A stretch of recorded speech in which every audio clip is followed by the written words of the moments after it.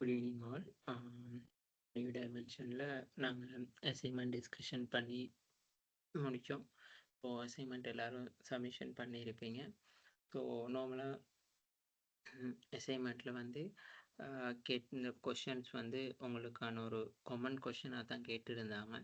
So common question வந்து எப்படி answer பண்ணுறது, இந்த மாதிரியான டிஸ்கஷன் சொல்லி நான் ஆல்ரெடி சொல்லியிருந்தேன். ஸோ இன்றைக்கு நாங்கள் படிக்க போகிற சப்ஜெக்ட் வந்து பார்ட்டிசிபேட்டிவ் மேனேஜ்மெண்ட். அதாவது உங்களுக்கு கேட் எக்ஸாமுக்கு மெயினாக டாபிக் 3 டாபிக் கொடுத்துருக்காங்க. முதலாவது டாபிக் தான் participative management and theory of leadership. அடுத்தது creative innovation and entrepreneur development.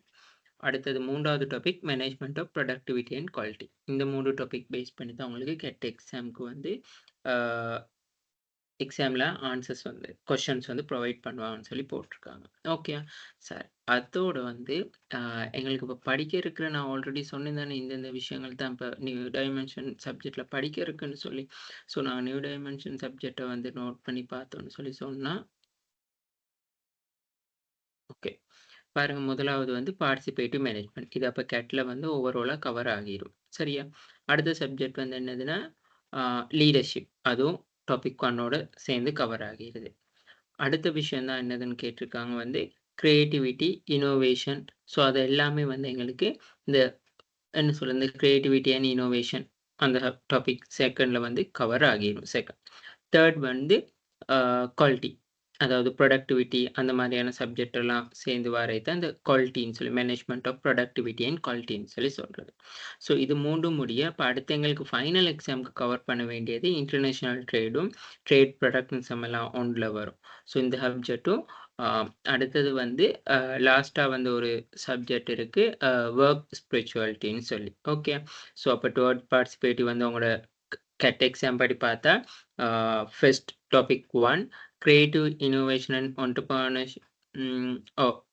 என்டர்பிரனர்ஷிப்னு சொல்லி சொல்கிறது வந்து டாபிக் 2. அடுத்தது மேனேஜ்மெண்ட் ப்ரொடக்டிவிட்டி அண்ட் குவாலிட்டிங்கிறது வந்து டாபிக் 3. அப்போ so balance international and business environment work spirituality, அந்த 2 டாபிக் தான் அகெயின் நாங்கள் ஃபைனல் எக்ஸாமுக்கு படிக்க வேண்டி இருக்கு. Okay sorry.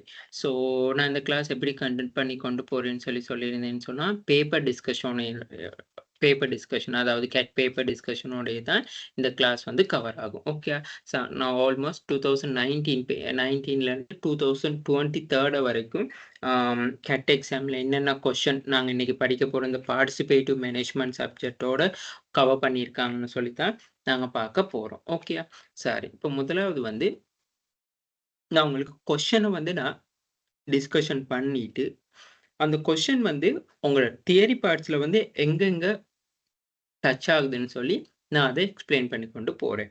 ஓகே, அப்போ இதில் பாருங்கள், முதலாவது கொஷின் வந்து சொல்லியிருக்காங்க, the effective of participative decision making depend on the availability of the appropriated organisational factors facilities participative management. அதாவது வந்து எஃபெக்டிவ்னஸ், வினைத்திறனான பங்கேற்பு மேலாண்மை. பார்ட்டிசிபேட்டிவ்னு சொல்லி சொன்னாலே வந்து நாங்கள் என்ன சொல்றோம், பார்ட்டிசிபேட்டிவ்னா என்னது, பங்கேற்கிறது.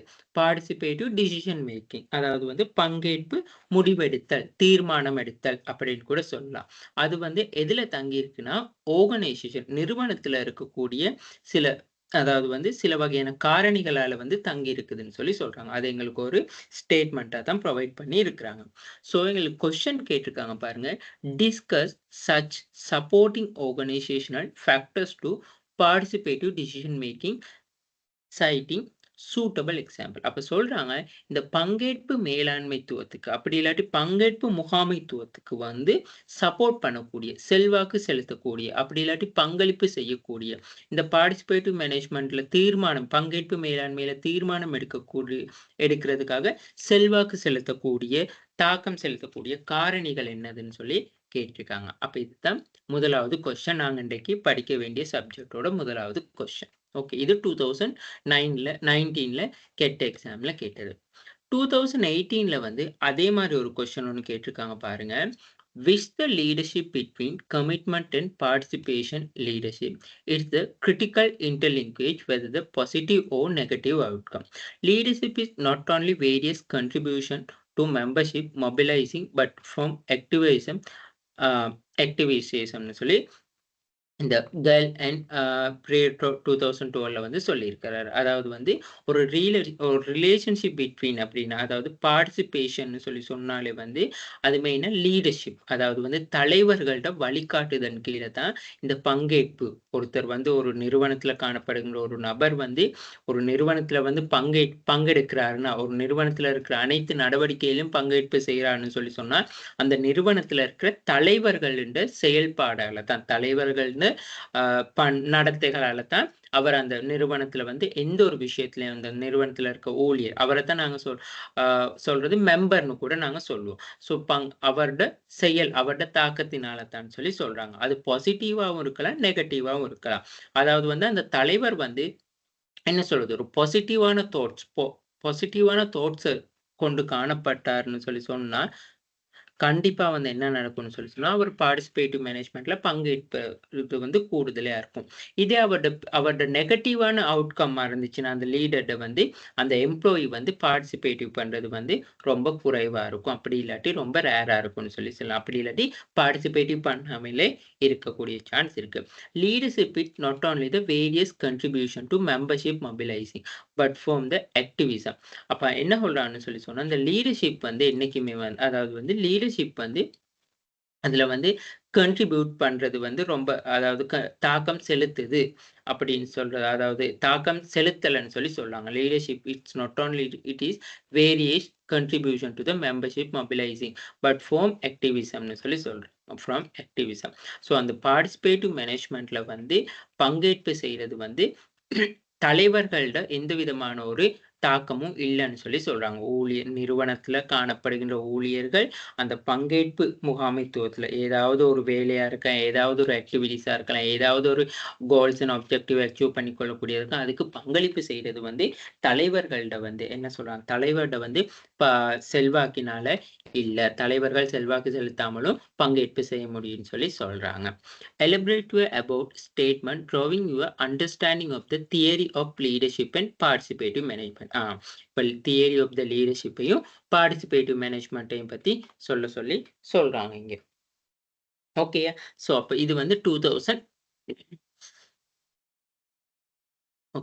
2018ல கேட்ட கொஸ்டின். அப்ப இங்க 2 கொஸ்டின் கேட்டிருக்காங்க. அதாவது வந்து என்னது, நாங்க தியரிஸ் ஆஃப் லீடர்ஷிப் தியரிஸ்ன்னு சொல்லணும், பார்ட்டிசிபேட்டிவ் மேனேஜ்மெண்ட்டையும் சொல்லணும். சரியா?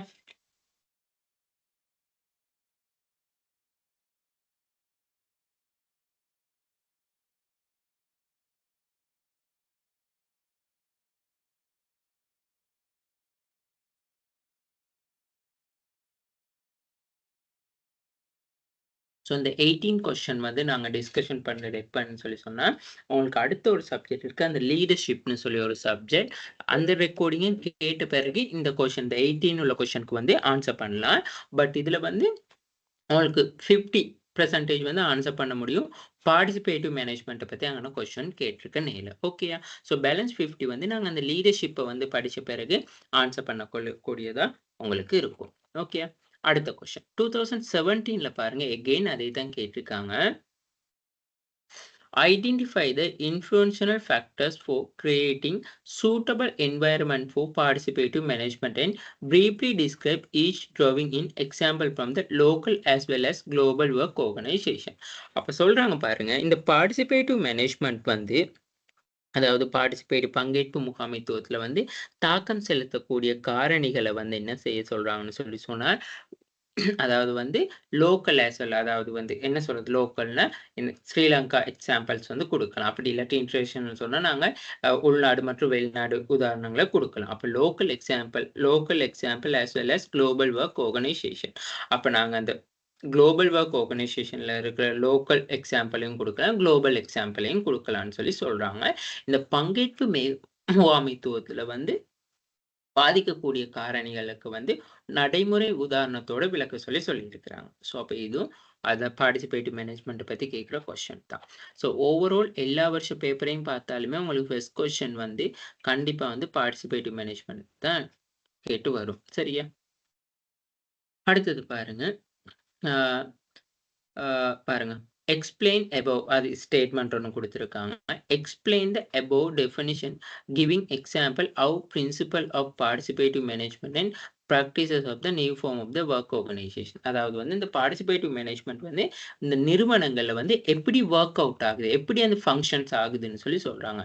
த ஸ்கேலன் அண்ட் த எத்ரோன் 1981ல define participative management as a way to get things accomplished by creating environment whereby the employee are encouraged to become involved both mentally and emotionally in problem solving situation which will contribute to organization objective and goals. அதாவது participative management என்றால் என்னன்னு சொல்லி ஒரு வரைவிலக்கணம் கேட்டு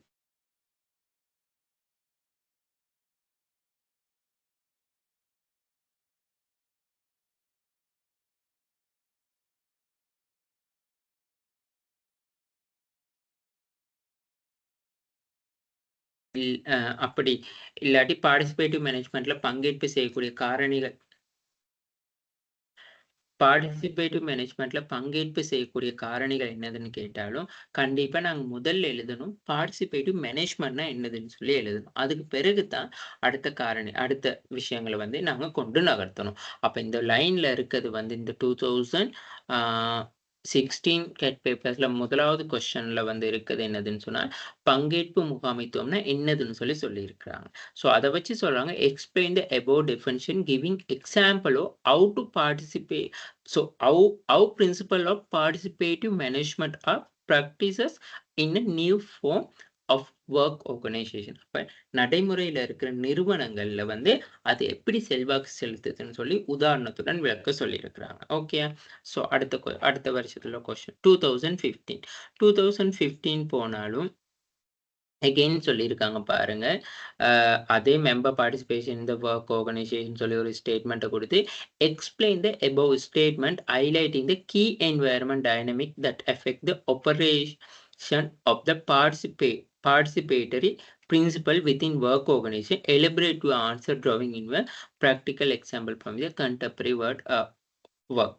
okay, அப்ப இங்கேயே என்ன சொல்றான்னு சொல்லி சொன்னா இந்த பார்ட்டிசிபேட்டிவ் மேனேஜ்மெண்ட்டை பத்தி தான் அங்க சொல்றாங்க. அதாவது வந்து கீ என்வாயர்மெண்டல் டைனமிக், அதாவது வந்து பார்ட்டிசிபேட்டிவ் மேனேஜ்மெண்ட்ல செல்வாக்கு செலுத்தக்கூடிய காரணிகள் என்ன, சூழல் காரணிகள் என்னதுன்னு கேட்குறாங்க. ஒரு கொஸ்டின் வந்து வெவ்வேறான வேரி டைப்ல கேட்டாலும் ஆன்சர் வந்து ஒரே மாதிரி தான் இருக்கும். சரியா? ஸோ அந்த கொஸ்டின் வந்து என்ன சொல்றதுன்னு சொல்லி சொன்னா ஒரு சில நுணுக்கங்களால தான், ஒரு சில வேர்டால தான் வந்து டிஃபரெண்ட் பண்ணி காட்டுவாங்களே தவிர ஆன்சர் வந்து மற்றபடி ஃபுல்லாகவே ஒன்று தான். நாங்கள் அண்டர்ஸ்டாண்ட் பண்ணிக்கொண்டு அந்த ஆன்சரை நெகட்டிவாக எழுத கொஸ்டின் கேட்டிருக்க மாதிரி நெகட்டிவாக எழுதணுமா பாசிட்டிவாக எழுதணுமா, ஸ்டேட்மெண்ட்டாக எழுதணுமா, எக்ஸாம்பிளோட ப்ரொவைட் பண்ணி எழுதணுமா, லோக்கல் எக்ஸாம்பிள் யூஸ் பண்ணணுமா, அப்படி இல்லாட்டி இன்டர்நேஷ்னல் எக்ஸாம்பிள் யூஸ் பண்ணணுமா, ஸோ அப்படி இல்லாட்டி ஏதாவது ஒரு ஆர்கனைசேஷன் நாங்கள் ரிஃபர் பண்ணி கொண்டு செய்யணுமா, அந்த மாதிரி அந்த கொஸ்டின் கேட்குற மெத்தடை பொறுத்து தான் இருக்குது. பட் ஆனால் ஆன்சர் வந்து பொதுவாகவே ஒரே ஆன்சர் தான். அதை நாங்கள் வச்சு தான் என்ன செய்யறோம்னு சொல்லி சொன்னா எப்படி கொஸ்டினுக்கு அப்ளை பண்ணலாம்னு சொல்லி பார்க்கவும் போறோம். ஓகே, சரி. இப்போ அடுத்தது 2013லயும் வந்து கிட்டத்தட்ட பார்த்தீங்கன்னா அதே மாதிரி தான். What do you understand term of participative management, explain your answer using example.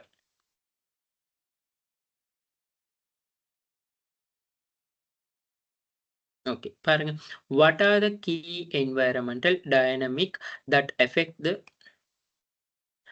affect the operation of the participatory principle. Explain the manner which these factors affect the operation of the participatory principle within the contemporary work organization. அப்போ participative மேனேஜ்மெண்ட்னா என்னதுன்னு சொல்லி உதாரணத்தோட கொடுக்கணும். அடுத்தது வந்து இந்த participative மேனேஜ்மெண்ட்ல வந்து காணப்படுற principles, அதாவது பிரின்சிபல்ஸ்ன்னு சொல்லி சொன்னா அதுல பொதுவா அந்த தியரிஸ் இருக்கு.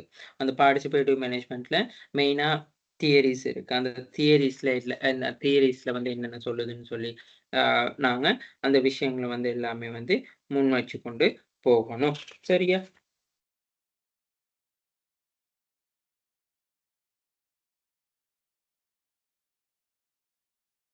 ஓகே, அப்ப இது 2013ல கேட்ட கொஸ்டின்.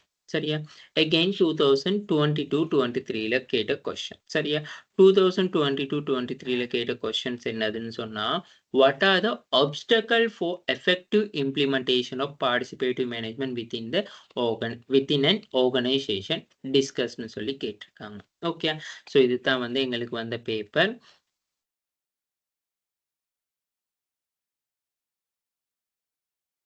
ஓகே. ஸோ நாங்க கெட் எக்ஸாம் செய்ற டைம் வந்து பேப்பர் தான் இதுல கேட்டிருக்காங்க.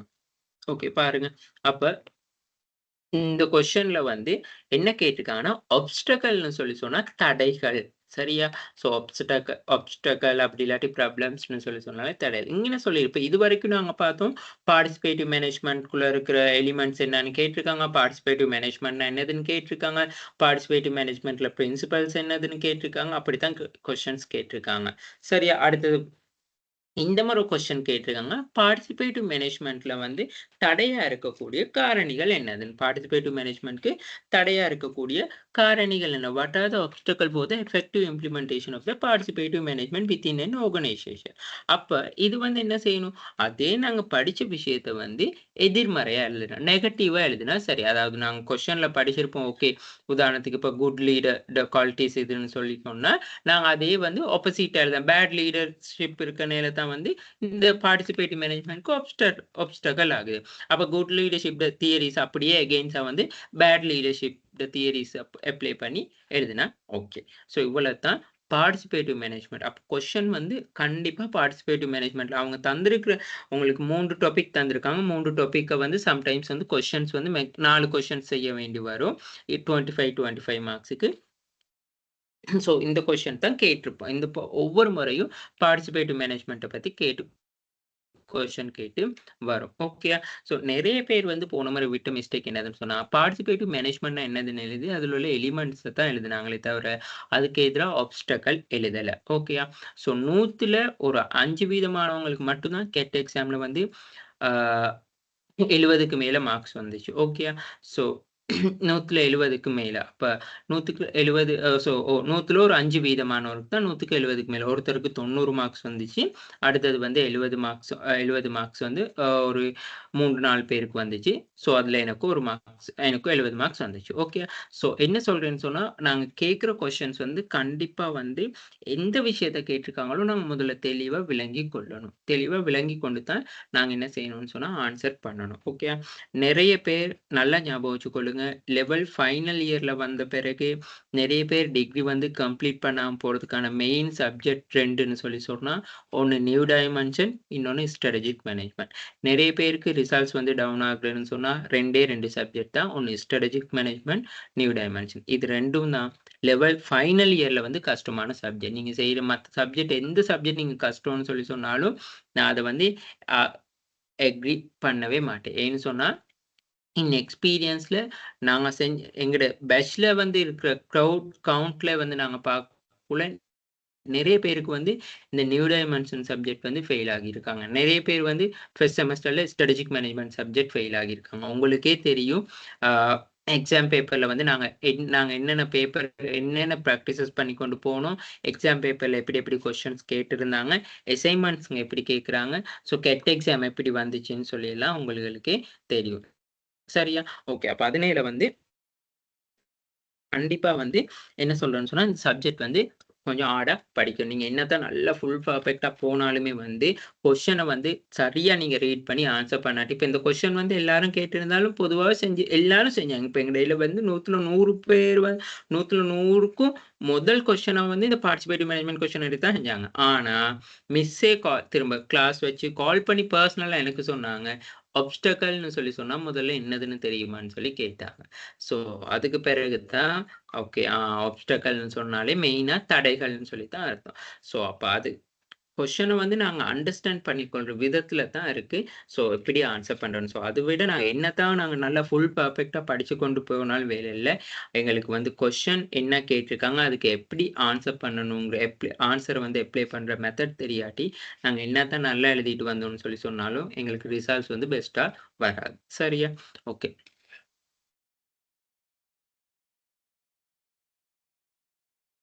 இப்ப நாங்க முதலாவது வந்து சப்ஜெக்ட்க்கு போவோம். ஓகே. ஸோ இதுதான் வந்து உங்களோட towards participative management session 1 new டைமென்ஷன்ல வந்து ஸோ இந்த ஸ்லைடே தான் உங்களுக்கு ஷேர் பண்ணியிருப்பாங்க. இது என்கிட்ட இருந்து ஸ்லைட வந்து நான் உங்களுக்கு ஷேர் பண்ணியிருக்கேன். முதலாவது அண்டர்ஸ்டாண்ட் பண்ணிக்கொள்ளணும். What is participative management? Participative மேனேஜ்மென்ட்ன்னு சொல்லி சொல்லக்குள்ளேயே வந்து எங்களுக்கு அதுக்குள்ளேயே ஒரு வார்த்தை விளங்குது. என்னது? பங்கேற்கிறது. பார்ட்டிசிபேட்டிவ் மேனேஜ்மெண்ட், பங்கேற்பு மேலாண்மை, அப்படி இல்லாட்டி பங்கேற்பு முகாமைத்துவம்னு சொல்லி கூட நாங்க சொல்லுவோம். அப்ப participative management can be defined as a way to get things accomplished by creating an environment whereby employees are encouraged to become involved both mentally and emotionally in problem solving situation which will contribute to organizational objective and goal. அப்ப இதுல வந்து மெயினா நீங்க என்ன சொல்லணும்னு சொன்னா, participative மேனேஜ்மென்ட்னு சொல்லி சொன்னாலே வந்து மெயினா சொல்லணும். இங்க கொஸ்டின்ல வந்து என்னதுன்னா, "a way to getting things accomplished." அது மெயினா அந்த "way to get things accomplished." அடுத்தது, "employee are encouraged to become involved both mentally and emotionally." அது 2வது பாயிண்ட்டா கண்டிப்பா அங்க மென்ஷன் பண்ணணும். நீங்க உங்களோட பார்ட்டிசிபேட்டிவ் மேனேஜ்மென்ட் என்னதுன்னு சொல்லி கேட்டாலே அந்த 2 பாயிண்ட்ஸ் மெயினா மென்ஷன் பண்ணணும். அடுத்த 3வது பாயிண்ட்ஸ் வந்து தான் problem solving situation which we will contribute organizational objective and goal. அப்ப முதலாவது இதுல நல்லா ஞாபகம் வச்சுக்கொள்ளுங்க. அதாவது வந்து பங்கேற்பு முகாமைத்துவம்னு சொல்லி சொன்னா, ஒரு நிறுவனத்துல ஒரு வேலை சூழல்ல ஒரு பிரச்சனைக்கு வந்து தீர்வு காணுவதன் ஊடாக அந்த நிறுவனத்தின் வந்து நோக்கங்களையும் இலக்குகளையும் அடைஞ்சு கொள்றதுக்காக அந்த நிறுவனத்துல காணப்படுகின்ற தரப்பினர்களை வந்து, அதாவது மன ரீதியாகவும் உணர்ச்சி ரீதியாகவும் வந்து ஊழியர்களை வந்து அதுல பங்கு பற்றதுக்கு வந்து ஊக்குவிக்கின்ற ஒரு செயற்பாடு தான் பார்ட்டிசிபேட்டிவ் மேனேஜ்மெண்ட். அதாவது வந்து பார்ட்டிசிபேட்டிவ் மேனேஜ்மெண்ட்னு சொன்னா, நிறுவனத்துல காணப்படுகின்ற ஏதாவது ஒரு சூழ்நிலையில் ஏற்படுகின்ற பிரச்சனையை தீர்ப்பதற்காக அதாவது வந்து நிறுவனத்தின் நோக்கம் மற்றும் இலக்குகளுக்கு வந்து பங்களிப்பு செய்யக்கூடியவாறு அந்நிறுவனத்துல காணப்படுகின்ற ஊழியர்களை வந்து மன ரீதியாகவும் உணர்ச்சி ரீதியாகும். அதுதான் போத் மென்டலி அண்ட் எமோஷனல். இப்ப மென்டலின்னு சொல்லி சொன்ன மன ரீதியான ஓகே, நாங்க இந்த ஆர்கனைசேஷன்ல இருக்கிறோம், எங்களுக்கு இந்த ஆர்கனைசேஷன்ல வந்து ஒரு பங்கு இருக்கு, அதாவது வந்து நாங்க இதுல தான் சேலரி வாங்குறோம், ஸோ இதுல தான் எங்களோட வாழ்நாள் ஓடிக்கொண்டு இருக்குதுன்னு சொல்லி ஒரு மன ரீதியாகவும் அதாவது உணர்ச்சி ரீதியாகவும் ஓகே, எனக்கு இந்த ஆர்கனைசேஷன் டவுன் ஆகுனா எனக்கு சேலரி வராது, எனக்கு வந்து எனக்கு என்ன சொல்றது இன்கிரிமெண்ட் கிடைக்காது, ஸோ எனக்கு போனஸ் கிடைக்காது அப்படின்னு சொல்லி ஒரு மன ரீதியா உணர்ச்சி ரீதியா நான் இந்த கம்பெனிக்காக வந்து எனக்கு கம்பெனி இவ்வளவு சப்போர்ட் பண்ணுது, ஸோ நானும் கம்பெனிக்காக சப்போர்ட் பண்ணணும்னு சொல்லி அதைத்தான் சொல்றாங்க எமோஷன் போத் பாருங்க, they become involved both mentally and emotionally in problem solving situation. அப்ப நிறுவனத்துல வந்து என்ன, ஏதாவது ஒரு பிரச்சனை ஒண்ணு இடம்பெறுகின்ற சந்தர்ப்பத்துல வந்து அந்த பிரச்சனையை வந்து அந்த சிக்கலை வந்து தீர்ப்பதனூடாக நிறுவனத்தின் கோல்ஸ் அண்ட்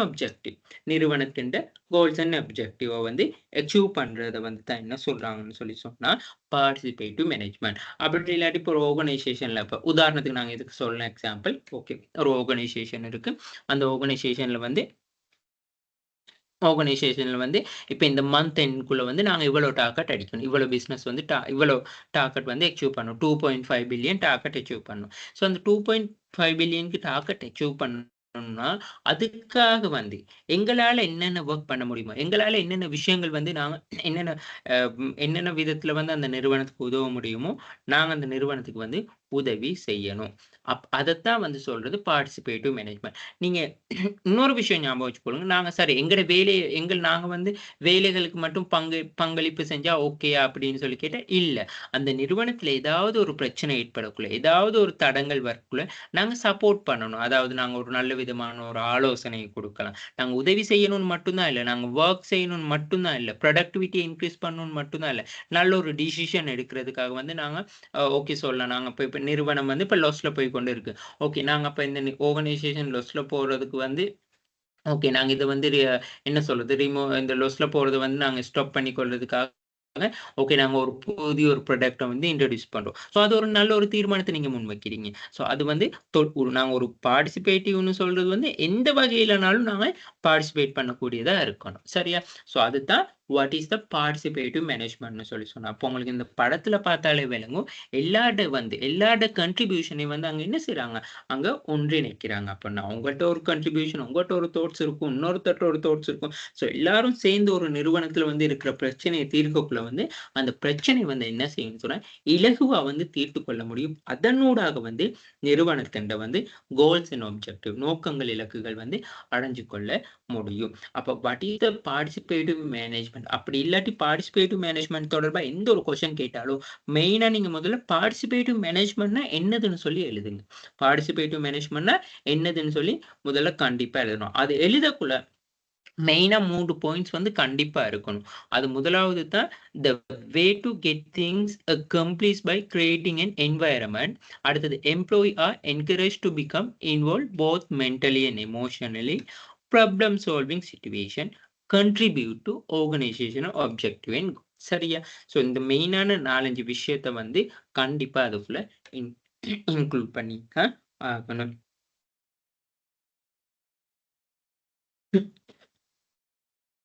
சரியா?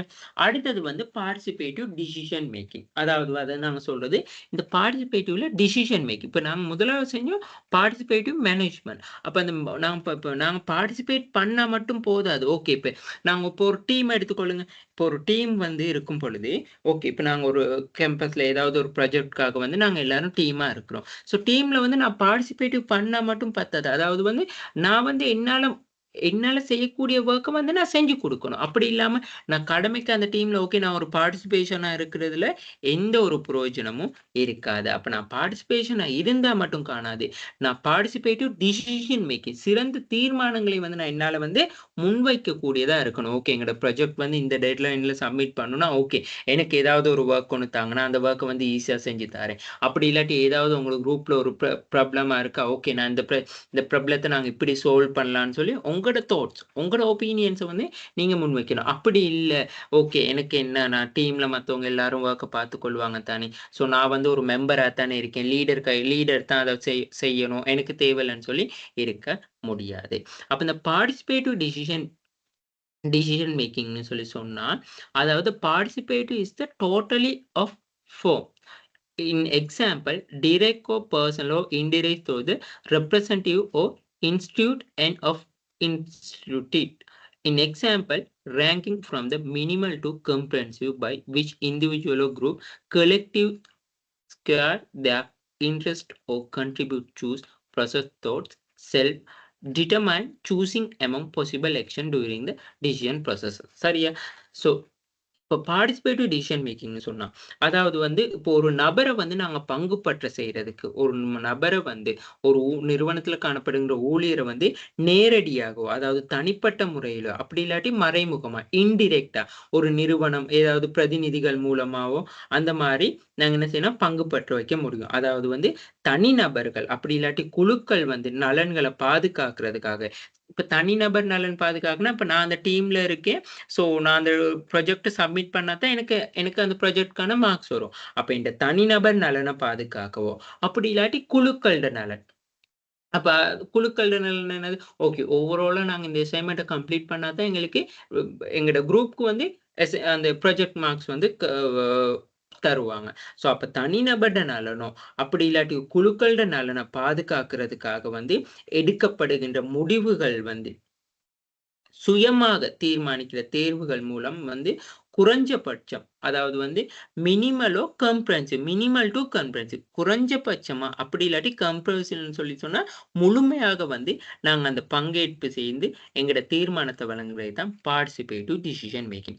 அதாவது வந்து சரளமா சொல்லப்போனா பார்ட்டிசிபேட்டிவ் டிசிஷன் மேக்கிங்ன்னு சொல்லி சொன்னா, நாங்க ஒரு நிறுவனத்துல வந்து இந்த பங்கேற்பு செய்றதுன்னு சொல்லி சொல்றது வந்து, நாங்க முழுமையா எங்கள ஈடுபடுத்திக் கொள்ளலாம். அப்படி இல்லாட்டி பகுதி அளவுல ஈடுபடுத்திக் கொள்ளலாம். இப்போ உதாரணத்துக்கு வந்து நீங்க ஆஸ் எ மெம்பர்னா, உங்களுக்கு ஏதாவது ஒரு டாஸ்க் குடுத்துருக்காங்கன்னா, நீங்க அந்த டாஸ்க்க கம்ப்ளீட் பண்ணிட்டு, நீங்க அ சைட்ல அப்படி இருக்கலாம். ஸோ அது வந்து மினிமல்னு சொல்லி சொல்றது.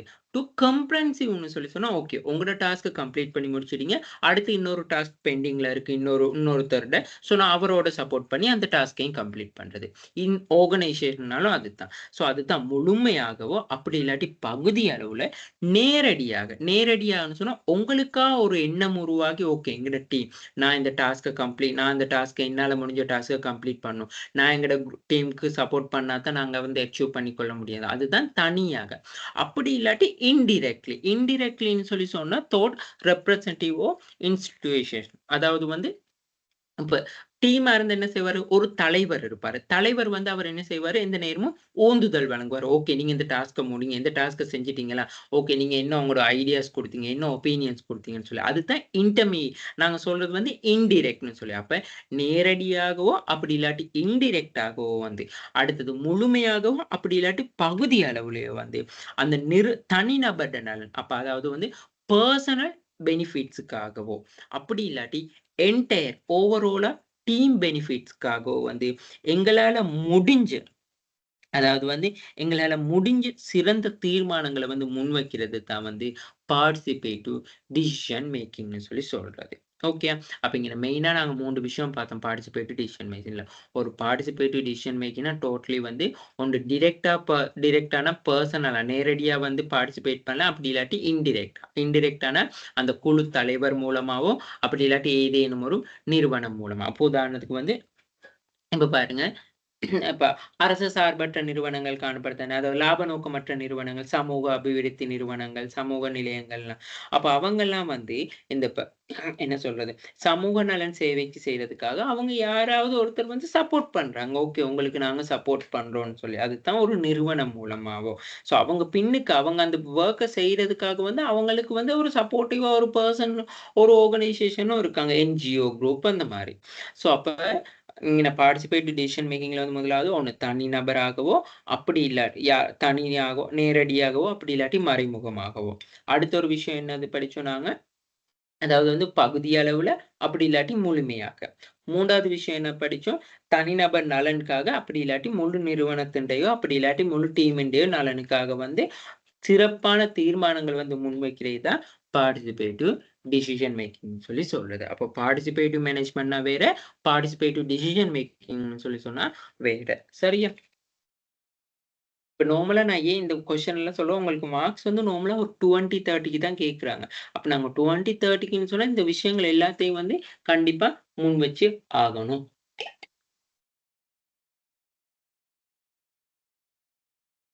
அடுத்து, the general theories of participation.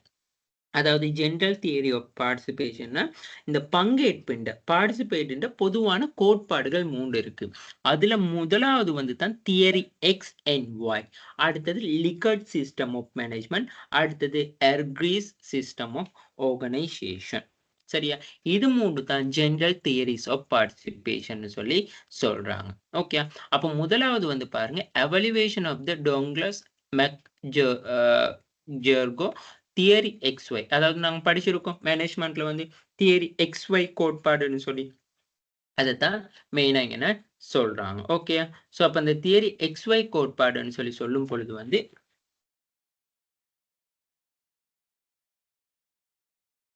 பாருங்க ஜெனரல் தியரி ஆஃப் பார்ட்டிசிபேஷன்ல அதாவது வந்து தியரி எக்ஸ்ஒய் கோட்பாடுன்னு சொல்லி சொல்றது வந்து இது வந்து இந்த கோட்பாடு வந்து என்ன சொல்லுதுன்னு சொல்லி சொன்னா there are 3 assumption in the theory X. அப்ப தியரி எக்ஸ்ல வந்து நான் 3 வகையான அசம்ஷன் அனுமானங்கள் காணப்படுது. சரியா? அதே மாதிரி தியரி வைலையும் வந்து ஒரு ஒரு 5 வகை 6 வகையான அனுமானங்கள் காணப்படுது. அப்ப இந்த தியரி இந்த XYன்னு சொல்லி சொல்றது என்ன சொல்றேன்னு சொன்னா இது வந்து டக்ளஸ் அண்ட் மெக்ரோனின் 1906 1964 காலப்பகுதியில வந்து ஒரு முக்கியமாக ஒரு தியரியா major contribution to the organisation management. அதாவது ஒரு நிறுவனங்கள்ல வந்து ஒரு முக்கியமான ஒரு கண்ட்ரிபியூஷன் அதாவது பங்களிப்பு செய்யக்கூடிய ஒரு அணுகுமுறையா காணப்படுச்சு. அப்படி இல்லாட்டி ஒரு கோட்பாடா வந்து காணப்படுச்சுன்னு சொல்லி சொல்லலாம். இந்த 2 கோட்பாடும் வந்து அந்த பாருங்க both both these theories are based the set of implicit assumption claimed to the L by management concerning the nature of the work and nature of people who work. அப்ப இந்த ரெண்டுமே வந்து பணியின் தன்மை, அதாவது தொழிலின் தன்மை, அடுத்தது தொழில் புரிகிற நபர்கள் அப்படி இல்லாட்டி ஊழியர்கள் தன்மையை குறித்து நிர்வாகத்தால வந்து நடத்தப்படுகின்ற ஒரு மறைமுகமான, அதுதான் நாங்க என்ன சொல்றாங்க வந்து இம்ப்ளிக்ட்னு சொல்லி, இம்ப்ளிக்ட் எக்ஸ்பிளிக்ட்னு சொல்லி நாங்க படிச்சிருப்போம் மேனேஜரல் எக்கனாமிக்ல, மைக்ரோ எக்கனாமிக்ல, இம்ப்ளிக் காஸ்ட், எக்ஸ்பிளிட் காஸ்ட், அந்த மாதிரி இந்த இம்ப்ளிக்ட்னு சொல்லி சொன்னா மறைமுகமாக, அதாவது நேரடி அற்ற முறையில வந்து என்ன சொல்றேன்னா மேற்கொண்ட அனுமானங்கள் தான் இந்த தியரி XYன்னு சொல்லி சொல்றது. நல்லா ஞாபகம் வச்சுக்கொள்ளுங்க. அதாவது வந்து பார்ட்டிசிபேட்டிவ் மேனேஜ்மெண்ட்ல வந்து 3 தியரிஸ் இருக்கு. பார்ட்டிசிபேட்டிவ் மேனேஜ்மெண்ட்ல வந்து ஓகே ஸ்லைடுக்கு போறேன். தியரிஸ் ஆஃப் பார்ட்டிசிபேஷன், அதாவது பிரின்சிபல் ஆஃப் பார்ட்டிசிபேஷன்னாலும் இந்த 3 வகையான தியரி இருக்கு. அதுல முதலாவது தியரி தான் இந்த XY தியரி. இதுகளும் வந்து எப்படி இந்த பார்ட்டிசிபேட்டிவ் மேனேஜ்மெண்டோட தொடர்பு படுதுன்னு சொல்லி நாங்க பார்ப்போம். அப்ப இந்த தியரி XY வந்து என்ன சொல்லுன்னு சொல்லி சொன்னா, இது வந்து டக்ளஸ் மெக்ரோரின் 1906 1964 காலப்பகுதியில வந்து இந்த கண்ட்ரிபியூஷன் இந்த நிறுவனங்களுக்கு வந்து பல்வேறு முறையில வந்து இந்த XY தியரின்னு சொல்ற விஷயம் வந்து பங்களிப்பு செஞ்சிருக்குன்னு சொல்லி சொல்றாங்க. அதாவது இந்த 2 கோட்பாடு XY, theory X, theory Y, இந்த 2 கோட்பாடும் வந்து அந்த தொழிலின் தன்மை, நேச்சர் ஆஃப் த பிசினஸோ நேச்சர் ஆஃப் த ஜாப்னு சொல்லி சொல்லலாம். அடுத்தது வந்து பணிபுரியும் நபர்களின், தொழில் புரிகின்ற ஊழியர்கள் என்ற வந்து தன்மை குறித்து அந்த நிர்வாகத்தால, அந்த ஆர்கனைசேஷனால வந்து நடத்தப்படுகின்ற வந்து ஒரு மறைமுகமான இம்ப்ளிக்ட் அனுமானங்கள்ட வந்து ஒரு தொகுப்பை தான் வந்து இந்த தியரி XYன்னு சொல்லி சொல்றாங்க. அப்ப இந்த X கோட்பாட்டுல வந்து 3 வகையான அனுமானங்கள் இருக்கு. முதலாவது வந்து அதாவது வந்து the average human being has a inherent dislike of work and will avoid it if he can. அப்ப முதலாவது என்ன சொல்றாங்கன்னா, சராசரி மனிதனுக்கு வந்து, அதாவது வந்து மெயினாவே வந்து இப்ப நாங்க என்னத்தான் வேலை செஞ்சாலும் சேலரிக்காக வந்து இந்த எக்ஸ்ன்னு சொல்ற ஒரு நிறுவனத்துல வந்து எக்ஸ்ன்னு சொல்லி ஒரு குழு இருக்குமா, ஒய்ன்னு சொல்லி ஒரு குழு இருக்குமா. அப்ப அந்த எக்ஸ்ன்னு சொல்லி ஐடென்டிஃபை பண்ண குழுவை வந்து அவங்க எப்படி மென்ஷன் பண்றாங்கன்னு சொல்லி சொன்னா, அவங்களோட நன்மை, அந்த எக்ஸ்ன்னு சொல்ற அந்த நிறுவனத்துல காணப்படுற குழுக்களோட தன்மை எப்படி இருக்கும்னு சொல்லி சொன்னா, முதலாவது வந்து சொல்றாங்க, ஒரு மனிதன், ஒரு சராசரி ஒரு மனிதன் வந்து வேலையில வந்து கண்டிப்பா அவனுக்கு வெறுப்புன்னு சொல்ற ஒரு விஷயம் கண்டிப்பா காணப்படும் சொல்லி சொல்றாங்க. இப்ப நாங்க என்னதான் சேலரிக்கு வேலை செஞ்சாலும், எங்களுக்கு என்னதான் என்வாயர்மெண்ட் வந்து நல்லா இருந்தாலும், ஏதோ ஒரு சிச்சுவேஷனால, ஏதோ ஒரு சின்ன ஒரு இஷ்யூஸால வந்து எங்களுக்கு வந்து அந்த வேலையில வந்து வெறுப்புங்கிற ஒரு தன்மை வந்து உருவாகும். ஸோ அந்த டைம் வந்து அப்படி இல்லாட்டி எங்களுக்கு முழு நேரமும் முழு நாளுமோ அப்படி இல்லாட்டி நாங்க வேலை செய்யற எங்களுக்கு அந்த ஆர்கனைசேஷன்ல வந்து எங்களுக்கு அந்த வேலைனாலே வந்து வெறுப்பு தன்மையை வந்து கொண்டு வரக்கூடிய காரணிகள் இருக்கலாம். ஸோ அங்க வந்து என்ன சொல்றது, அந்த ஒர்க் பண்ற கொலீஜஸ் சரியில்லாம இருக்கலாம், ஒர்க் ஓவர்லோடா இருக்கலாம், ப்ரெஷர் கூடயா இருக்கலாம், சேலரி காணாம, அதாவது என்ன சொல்றது, எங்களுக்கு வந்து ஒரு எம்ப்ளாயி சாட்டிஸ்ஃபிகேஷன் இருக்காம இருக்கலாம். அப்ப ஏதாவது நிறுவனத்தோட ஒரு கான்ஃப்ளிக்ட், அதாவது பிரச்சனைகளா இருக்கலாம். ஸோ அப்படி இருக்கக்குள்ள வந்து எங்களுக்கு அந்த வேலை மீது வந்து ஒரு டிஸ்லைக், அதாவது ஒரு அருவெறுப்பு தன்மை, அப்படி இல்லாட்டி ஒரு வெறுப்பு தன்மை வந்து கிரியேட் ஆகும். 2வது என்ன சொல்றாங்கன்னு சொல்லி சொன்னா, இந்த வேலையை விரும்பாத நிலை, because this human characteristics of dislike of work. அப்ப அந்த வேலையை விரும்பாத நிலை வந்து அவங்களுக்கு என்ன செய்யணும்னு சொன்னா, கண்டிப்பா வேலையை கட்டாயப்படுத்தப்பட்டு தான் செய்விக்கப்பட வேண்டும் வேலையை. ஓகே, இப்போ உங்களுக்கு வேலை விருப்பம் இல்லை, நீங்க ஏனோ தானோன்னு செய்றீங்க, சரியா டைமுக்கு வர மாட்டேங்கிறீங்க, சரியா அந்த ப்ரொடக்டிவிட்டியை கம்ப்ளீட் பண்ண மாட்டேங்கிறீங்க, லீவு போடுறீங்க, வேலையில நிறைய எரர்ஸ் இஷ்யூஸ் இருக்கு, எல்லாரோடையும் கன்ஃப்ளிக்ட் வச்சுக்கொள்றீங்க, பிரச்சனைகள் வச்சுக்கொள்றீங்க. இப்படி இருக்கிற சந்தர்ப்பத்துல வந்து அந்த நிறுவனம் என்ன செய்யணும்னு சொல்லி சொன்னா, அதாவது கட்டாயப்படுத்தப்பட வேண்டும். அப்ப அந்த எம்ப்ளாயிஸ் அந்த குறிப்பிட்ட அந்த செக்மெண்ட்ல உள்ள பீப்பிள்ஸ் வந்து என்ன செய்யணும், ஓகே வேலை செய்யுங்க. ஸோ அவங்கள மானிட்டர் பண்ணணும். ஸோ அவங்களுக்கு எந்த நேரமும் என்ன சொல்றது, வேலை குத்தி என்ன எல்லா வேலையும் குத்தி சொல்லிக்கொண்டே இருக்கணுமான்னு சொல்லி நாங்க சொல்லுவோம். ஸோ அந்த மாதிரி அவருக்கு அந்த எந்த நேரமும் ஓகே இந்த வேலையை கம்ப்ளீட் பண்ணிட்டீங்களா, ஓகே இங்கே ரிப்போர்ட் அனுப்பிட்டீங்களா, மெயில் பண்ணீங்களா, ஓகே நாளைக்கு என்ன ஒர்க் இருக்கு, என்ன ஒர்க் இன்னைக்கு பெண்டிங் ஆச்சு அப்படின்னு சொல்லி எந்த நேரமும் வந்து அவர் மானிட்டர் பண்றது, அவர் அப்சர்வேஷன் பண்றது, அவரோட வந்து மெனக்கெட வேண்டியதா இருக்கும்னு சொல்லி சொல்றாங்க இந்த தியரி எக்ஸ்ல உள்ள செட். அடுத்தது சொல்றாங்க வந்து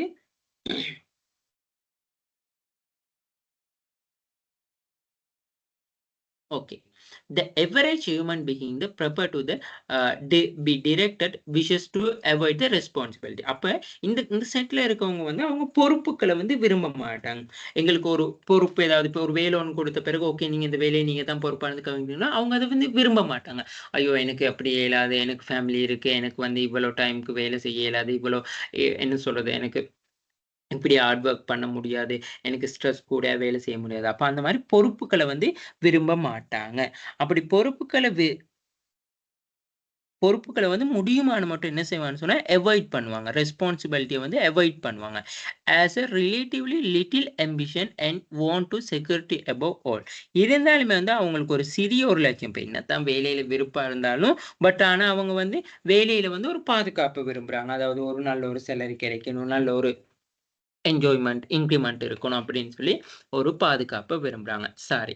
இப்போ உங்களுக்கு தெரியணும், இந்த எக்ஸ்ன்னு சொல்ற தரப்பினர்கள் வந்து நிறுவனத்துல பார்ட்டிசிபேட்டிவ் மேனேஜ்மென்ட்க்கு வந்து பங்களிப்பு செய்வாங்களா? இல்லையான்னு கேட்டா, கண்டிப்பா பங்களிப்பு செய்ய மாட்டாங்க. ஏன்னா, அவங்களோட கேரக்டர்ஸ் எல்லாம் நான் சொல்லிக் கொண்டு வந்தேன். அவங்க முடியுமான மட்டும் ரெஸ்பான்சிபிலிட்ட வந்து அவாய்ட் பண்ணுவாங்க. ஸோ, அவங்க வந்து சரியா வொர்க்க வந்து விரும்ப மாட்டாங்க. ஸோ, அவங்கள வந்து வொர்க் செய்றதுக்கு ஒருத்தர் தூண்டிக் கொண்டே இருக்கணும். ஸோ, அதனால வந்து இவங்க பார்ட்டிசிபேட்டிவ் மேனேஜ்மென்ட் வந்து பார்ட்டிசிபேட்டிவ் பண்ணுவாங்க. அதாவது பங்களிப்பு முகாமைத்துவத்துல டிசிஷன் மேக்கிங்க்கு அவங்க உதவுவாங்களா? இல்ல. அப்ப ஸோ, தியரி எக்ஸ் வந்து பார்ட்டிசிபேட்டிவ் மேனேஜ்மென்ட்க்கு என்ன செய்வாங்க? உதவ மாட்டாங்க. Okay. Assumption of theory Y. அப்ப இந்த Y கோட்பாட்டின் கீழ வாரது வந்து அதாவது வந்து இங்க வந்து வேலை மற்றும் வேலை செய்யும் மனிதர்களோட நடத்தையில வந்து தங்கியிருக்கு. The theory why also the rest on work and the behavior of human being work. However, these assumptions are the opposite meaning and context those expressed under the theory. அப்ப இந்த Yன்னு சொல்ற செட்ல வந்து Yன்னு சொல்ற குழு என்ன இருக்குன்னா, முற்றுமுழுதா அந்த Xன்னு ஐடென்டிஃபை பண்ண குழுவுக்கு எதிரா இருக்கு. அதாவது எதிரா இருக்குன்னு உங்களுக்கு தெரியணும். ஓகே. அப்போ எக்ஸ்ல உள்ளவங்க எல்லாரும் நல்லா வொர்க் பண்ணக்கூடியவங்களா இருப்பாங்க. அவங்களாவே வந்து மோட்டிவேஷன் ஆகி வேலை செய்யக்கூடியவங்களா இருப்பாங்க. ஸோ, அவங்களுக்கு எந்த வேலையும் சொல்லிக் கொண்டே இருக்க தேவையில்ல. அவங்களுக்கா தெரியும். ஓகே இன்றைக்கு என்ன வேலை டாஸ்க்க கம்ப்ளீட் பண்ண இருக்கு. ஸோ, நாளைக்கு இருக்க என்னென்ன பெண்டிங் இருக்கு. ஸோ, அத எப்படி முடிக்கணும். ஸோ, அந்த மாரியான எல்லா விதத்திலயும் வந்து இவங்க அந்த எக்ஸ்ன்னு சொல்றவங்களுக்கு ஆப்போசிட்டா இருப்பாங்க. சரியா? அப்ப இவங்க வந்து இதுல இவங்களுக்கு right the expenditure of the physical and mental effort, the work and nature of play or rest. The ordinary person does not the inherently dislike work according to the condition to may be source of the satisfaction or punishment. சரியா? அப்ப இங்க என்ன சொல்றாங்கன்னு சொல்லி சொன்னா, அ இப்ப அதாவது வந்து இந்த சாதாரண நபர் வந்து வேலைய வந்து முடியுமான்னு மட்டும் வந்து அவர் வந்து இயல்பா என்ன சொல்றது? இப்ப அவங்களுக்கு தெரியும், ஓகே நாங்க அப்படி வேலை செய்யாட்டி எங்களுக்கு வந்து தண்டனைகள் கிடைக்கும்.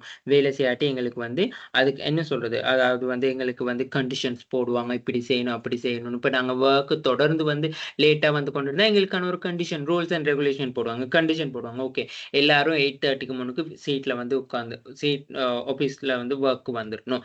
அப்படி இல்லாட்டி வந்து 8:30க்கு பிறகு வரவங்களுக்கு வந்து சேலரியில வந்து நாங்க டிடக்ட் பண்ணுவோம் அப்படின்னு சொல்லி கண்டிஷன் போடுறோம்னு சொல்லி அவங்களுக்கு ஆல்மோஸ்ட் தெரியும். According to the condition it's made to be the source of the satisfaction of punishment. So அப்ப அதனால வந்து அவங்க என்ன செய்வாங்கன்னு சொன்னா, வேலையில வந்து அவங்க அதிக அளவு பார்ட்டிசிபேட் பண்ணுவாங்க. சரியான டைம்க்கு வருவாங்க. அந்த மாரி ஒரு உதாரணத்த ஞாபகம் வச்சுக்கொள்ளுங்க.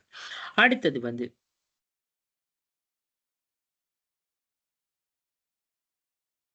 இங்க வந்து the external control not only the means the obtaining effort. The man will exercise self-direction and self-control of the service of objective which is a commitment. அப்ப இங்க வந்து இந்த வெளிப்புற அதாவது வந்து இவங்களுக்கு வந்து என்னதுன்னு சொல்லி சொன்னா external control not only means obtaining effort. அதாவது வந்து ஒரு வெளிப்புற கட்டுப்பாடு இங்க காணப்படாது. அதாவது வந்து இவங்கலாம் என்ன செய்வாங்கன்னு சொல்லி சொன்னா, ஒரு என்ன சொல்றது? ஒரு வேலையிலயோ, அப்படி இல்லாட்டி ஒரு தொழிலோ, ஒரு சேவையில வந்து சுய கட்டுப்பாட்டை கடைப்பிடிப்பாங்க. ஓகே நாங்க டைமுக்கு வரணும், டைமுக்கு வொர்க்க செய்யணும். ஸோ சரியா அந்த பங்க்சுவாலிட்டி இப்போ ஆர்கனைசேஷன் ரூல்ஸ் அண்ட் ரெகுலேஷனுக்கு வந்து மதிப்பளிக்கக்கூடியவங்களா இருப்பாங்க. ஸோ அந்த மாரி எல்லா விஷயத்திலயும் வந்து இவங்க ஒரு என்ன சொல்றதுன்னா, செல்ஃப் கண்ட்ரோலா இருப்பாங்க. அடுத்தது, the most significant reward that can be the offered into order obtain commitment is the satisfaction of the individual self-accumulation need. This can be direct product or effort the direct towards the organization objective. அதாவது வந்து இவங்க வந்து என்ன செய்வான்னு சொன்னா, இந்த அர்ப்பணிப்பு பெறுறதுக்காக வழங்கப்படுகின்ற சில முக்கியமான அதாவது வந்து ரிவார்ட்ஸ் குடுக்குறது. இவங்களுக்கு சேலரி இன்கிரிமெண்ட் குடுக்குறது, ஃபைனான்சியல் அண்ட் ஃபைனான்சியல் பெனிஃபிட் குடுக்குறது. ஸோ அவங்களோட வந்து செல்ஃப் நீட்னஸ் அதாவது தேவை படிமுறை. நாங்க படிச்சிருக்கோம் மாஸ்லோவோட தேவை படிமுறைகள். ஸோ அதுக்கேத்த மாரி அந்த தரப்பினர்கள் வந்து என்ன செய்றதுன்னு சொல்லி சொன்னா, ஸோ அந்த மாஸ்லோவோட தேவை படிமுறைக்கு அமைய வந்து அவங்களோட நீட்ஸ் அண்ட் வாண்ட்ஸ் எல்லாம் வந்து கம்ப்ளீட் பண்ணி கொண்டு போகக்குள்ள வந்து, இவங்க நிறுவன நோக்கங்கள வந்து நோக்கிய முயற்சி. அதாவது வந்து நிறுவனத்தின் objective organisation goals and objective achieve பண்றதுக்கு வந்து ஃபுல் சப்போர்ட்டிவா இருப்பாங்க. அடுத்தது வந்து 4வது. அடுத்தது வந்து the average human being learn under the proper condition not only the accept but seek the responsibly. அப்ப என்ன சொல்றான்னு சொல்லி சொன்னா, இந்த எக்ஸ்ன்னு சொல்ற நபர்கள் வந்து எக்ஸ்ன்னு சொல்ற குழுவுல இருக்க நபர்கள் வந்து சாதாரணமா வந்து அதாவது வந்து ஒரு விஷயத்த வந்து ஏற்றுக்கொள்றது மட்டும் இல்லாம வந்து, அத தேடுறதுக்கும், கற்றுக்கொள்றதுக்கும் வந்து அவங்க ரொம்ப இருப்பாங்க. அதாவது வந்து ஓகே புதுசா வேலைகள வந்து கேட்டு செய்றது, புதுசா ஏதாவது தெரியாத விஷயங்கள வந்து தெரிஞ்சு கொள்றது, அந்த மாரி எல்லாமே வந்து இந்த எக்ஸ்ன்னு சொல்ற குழுவுல வந்து காணப்படுது. உங்களுக்கு ஏதாவது புதுசா வேலை கற்றுக்கணும்னா, ஓகே நீங்க வந்து எனக்கு இந்த வேலை தெரியாது, எனக்கு இத சொல்லி தாங்க அப்படின்னு சொல்லி கேட்டுக்கொள்றது. ஸோ அப்ப அது வந்து ஒரு விஷயத்த வந்து ஏற்றுக்கொள்றது மட்டும் இல்ல. இப்போ எந்த நேரமும் ஆர்கனைசேஷன்ல மேனேஜரோ, லீடரோ சொல்ற வேலையில வந்து ஏற்றுக்கொள்றது. அவங்க சொல்ற தீர்மானங்கள வந்து ஏற்றுக்கொள்றது மட்டும் இல்ல. இவரு வந்து இந்த குழுவினர்கள் வந்து என்ன செய்வாங்கன்னு சொல்லி சொன்னா, தேடி சர்ச்சிங் பண்ணி, அதாவது வந்து ஓகே நான் இந்த விஷயத்த வந்து கற்றுக்கொள்ளணும். எனக்கு இதுல பத்தி கிளியர் இல்ல. ஸோ இதுல இந்த டவுட்ட நான் கிளியர் பண்ணிக்கொள்ளணும்னு சொல்லி என்ன ஒரு உற்சாகமா இருப்பாங்க. Many more peoples are able to contribute the creatively solution organization problem than do so. அப்ப இதனால வந்து நிறுவனத்துல இருக்க பிரச்சனைகள தீர்ப்பதில வந்து பலர் பேர் என்ன செய்றாங்க, நெறைய பேர் வந்து ஆக்கப்பூர்வமான அதத்தான் நாங்க கிரியேட்டிவிட்டின்னு சொல்லி சொல்றது. ஆக்கப்பூர்வமான தீர்மானம் அதாவது தீர்மானங்கள் வந்து முன்வைக்கக்கூடியதாவும் இருப்பாங்க. அப்ப இந்த XY நபர்கள் தான் வந்து இதுல வந்து பார்ட்டிசிபேட்டிங் பண்ணக்கூடிய அந்த பங்கேற்பு முகாமைத்துவத்துல வந்து பங்களிப்பு செய்யக்கூடியவங்களா இருப்பாங்க. அடுத்தது at present potential of the average person are not fully utilised. So தற்போது அந்த ஆனா வந்து தற்காலத்துல வந்து அத வந்து ஆனா அந்த மனிதர் முழுமையா வந்து அவங்கள வந்து பார்ட்டிசிபேட்டிவ்க்கு வந்து யூஸ் பண்ணிக்கொள்ளணும்னு சொல்றாங்க. அப்ப நாங்க படிச்சிருந்தோனே ஒரு டிசிஷன் மேக்கிங் வந்து அவரு கம்ப்ரெஹென்சிவ்லோ அப்படி இல்லாட்டி மினிமல் தான் பார்ட்டிசிபேட் பண்ணுவாங்க. ஆனா இப்ப இங்க சொல்லியிருக்காங்க அட் பிரசன்ட்ல potential of the average person are not fully utilise. அதாவது முழுமையா வந்து அவர் பங்கேற்பு மேலாண்மைக்கு வந்து பங்களிப்பு செய்றது வந்து ரொம்ப குறைவு தற்காலத்துல. ஸோ ஒரு நபர் இப்ப நீங்களா இருந்தாலும், நானா இருந்தாலும் வந்து இப்ப நிறுவனத்துல இருக்க அனைத்து நடவடிக்கைகளுக்கும், அனைத்து விஷயங்களுக்கும் வந்து எங்களால டிசிஷன் மேக்கிங் குடுக்க முடியும். எங்களால அனைத்து விஷயத்துக்கும் வந்து அவங்களோட நிறுவனத்தோட கைகோர்த்து வேலை செய்ய முடியும்னு சொன்னா, முடியாது. அது கஷ்டமான நிலை. பட் முடியுமான்னு மட்டும் எங்களால வந்து சப்போர்ட்டிவ் பண்ணக்கூடியதா இருக்கணும். ஸோ அத தியரீஸ்ன்னு சொல்லக்குள்ள இந்த XY தியரி கோட்பாட சொல்லி, அதுல எது பார்ட்டிசிபேட்டிவ் மேனேஜ்மென்ட்க்கு சப்போர்ட் பண்ணுதுன்னு சொல்லி தான் இப்ப நாங்க இங்கன பார்த்தோம். சரியா? அடுத்தது. அப்ப ஒரு நாங்க கொஸ்டின் படிச்சோம். அந்த பார்ட்டிசிபேட் தடையா இருக்க காரணின்னு சொல்லி சொன்னா, இந்த XY கோட்பாட்டுல நாங்க சொல்லலாம். ஒரு ஆர்கனைசேஷன்ல இருக்க இந்த இந்த எக்ஸ்ன்னு சொல்ற அந்த அந்த எக்ஸ்ன்னு சொல்ற ஒரு டீம்ல இருக்க மெம்பர்ஸ் வந்து இருக்கிறது வந்து அந்த பார்ட்டிசிபேட்டிவ் மேனேஜ்மென்ட்க்கு ஒரு தடையா இருக்கக்கூடிய காரணியா இருக்கலாம்.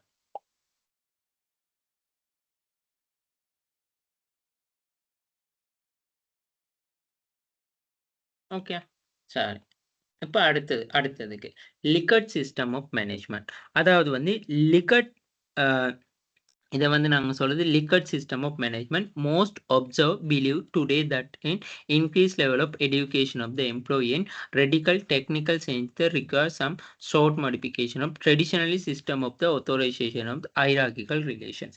அதாவது வந்து இந்த லிகர்ட் சிஸ்டம் எப்படின்னு சொல்லி சொன்னா, பெரும்பாலான வந்து இன்று ஊழியர்கள் வந்து கல்வி அறிவு மற்றும் உயர்நிலை மத்தது அ என்ன சொல்றது? எல்லாருமே வந்து எடியூகேட்டட் பீப்பிளா தான் இருப்பாங்க. இப்ப நார்மலா வந்து நாங்க கம்பேர் டூ அதாவது என்ன சொல்றது? இப்ப 2000 நூற்றாண்டுக்கு முற்கால பகுதிய பார்க்கக்குள்ள வந்து, முன்னுக்கு பார்க்கக்குள்ள அந்த ஒரு தொழில்ல கல்வி அறிவு வீதம் கற்ற அந்த சமூகத்தினர் வந்து பார்க்கக்குள்ள, இப்ப வந்து அத விட பன்மடங்கு அதிகரிச்சிருக்கிறாங்க. ஸோ எல்லாரும் வந்து பாருங்க குறைஞ்சது இப்ப ஆரம்பத்திலலாம் வந்து டிகிரி ஒரு ஆர்கனைசேஷன் எடுத்துக்கொண்டா, ஒரு டிகிரி செஞ்சவங்க 2, 3 பேர் தான் இருப்பாங்க. ஆனா, இப்ப தற்காலத்துல அப்படி இல்ல. ஆர்கனைசேஷன் எடுத்துக்கொண்டா கிட்டத்தட்ட 100க்கு 75% வந்து டிகிரி கம்ப்ளீட் பண்ணுவாங்க. நல்ல குவாலிஃபைடான பீப்பிளா இருப்பாங்க.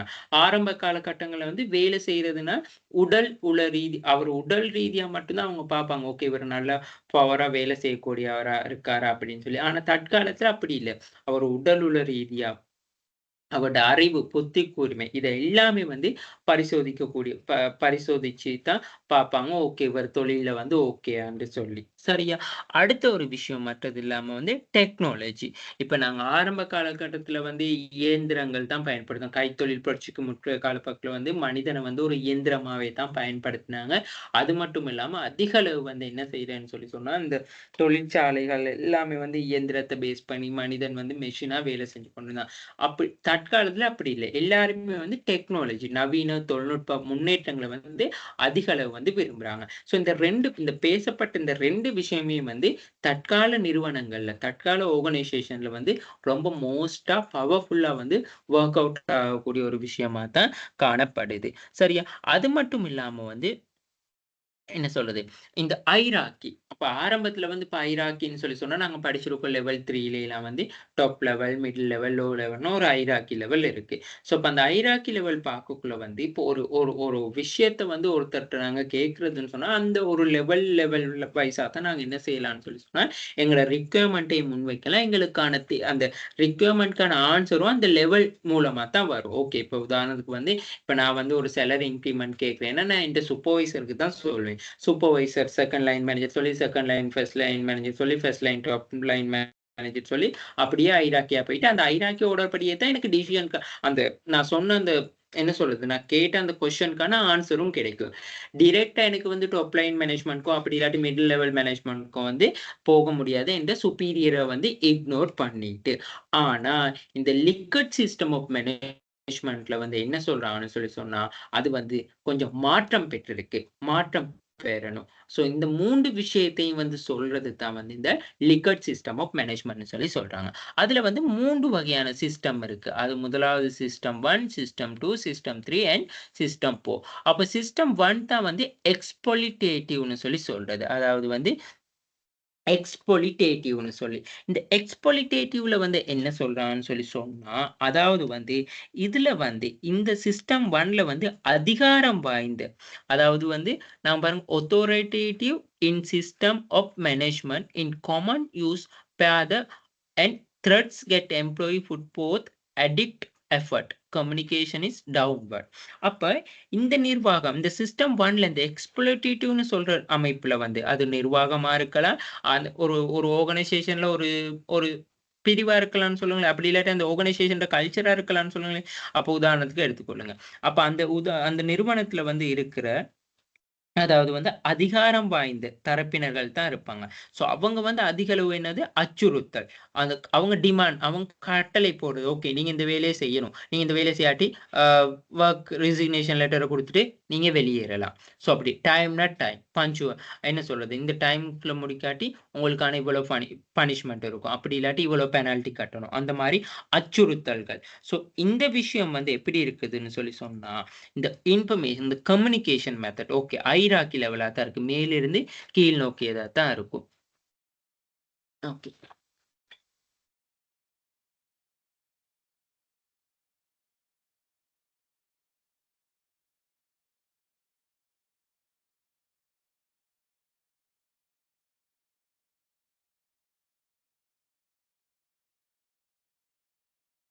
லைன்ல உள்ளவரு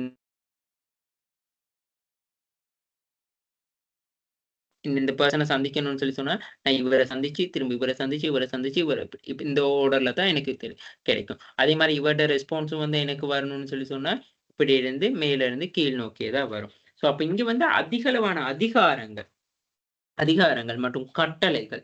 அப்படி இல்லாட்டி நாங்க சொல்றது என்னது?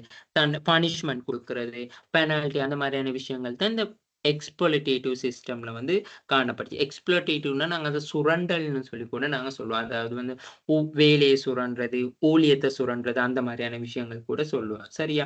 ஸோ அப்ப இங்க வந்து என்ன நடக்கும்னு சொல்லி சொன்னா, எங்க அந்த டாப் லெவல்ல இருக்கவங்க superior and subordinates R the psychologically apart and most decision are taken the top of the organization. அப்ப இந்த வகையானத்துல வந்து அதாவது வந்து என்ன சொல்றான்னு சொன்னா, அந்த மேல் டாப் லெவல்ல இருக்க மேனேஜர்ஸ் எல்லாருமே வந்து மேனேஜர்ஸ்க்கு வந்து கீழ் லெவல்ல இருக்கவங்க, அதாவது மிடில் லெவல் அப்படியே லோ லெவல்ல இருக்கவங்க வந்து அடிபணிஞ்சு தான் நடக்கணும். அது மட்டும் இல்லாம வந்து தீர்மானங்கள் எல்லாமே வந்து அந்த டாப் லெவல்ல மட்டும் தான் எடுப்பாங்க. ஸோ அப்ப கீழ் மட்டத்துல உள்ளவங்களோ, நடுத்தர மட்டத்துல உள்ளவங்களோ வந்து தீர்மானம் எடுக்க மாட்டாங்க. ஸோ இந்த இந்த சிஸ்டம் வந்து எக்ஸ்ப்ளோடேட்டிவ்னு சொல்ல இந்த லிக்கர்ட் சிஸ்டம் ஆஃப் மேனேஜ்மென்ட் கீழ வர சிஸ்டம் 1ல வந்து பார்ட்டிசிபேட்டிவ் மேனேஜ்மென்ட் வந்து இருக்குமான்னு கேட்டா, அறவே இருக்காது. காரணம் என்னது? அங்க வந்து அத்தாரிட்டேட்டிவ் அதாவது வந்து அதிகாரங்கள் எல்லாம் கூடுதலா இருக்கும். இப்போ ஒரு ஆர்கனைசேஷன்ல வந்து ரொம்ப அந்த மேனேஜர் ஸ்ட்ரிக்ட்டா இருக்காரு. அந்த மேனேஜர் வந்து சரியான ரூடா இருந்தா, நீங்க உங்களால ஏதாவது ஒரு டிசிஷன் எடுக்க முடியுமா? உங்களால ஒரு ஒரு ஐடியாஸ் ஒண்ணு குடுக்க முடியுமா? இல்ல. ஓகே நாங்க குடுத்தாலும் நீங்க ஒண்ணும் உங்களுக்கு பயம் இருக்கும். ஓகே ஐயோ! நாங்க குடுக்குற டிசிஷன வந்து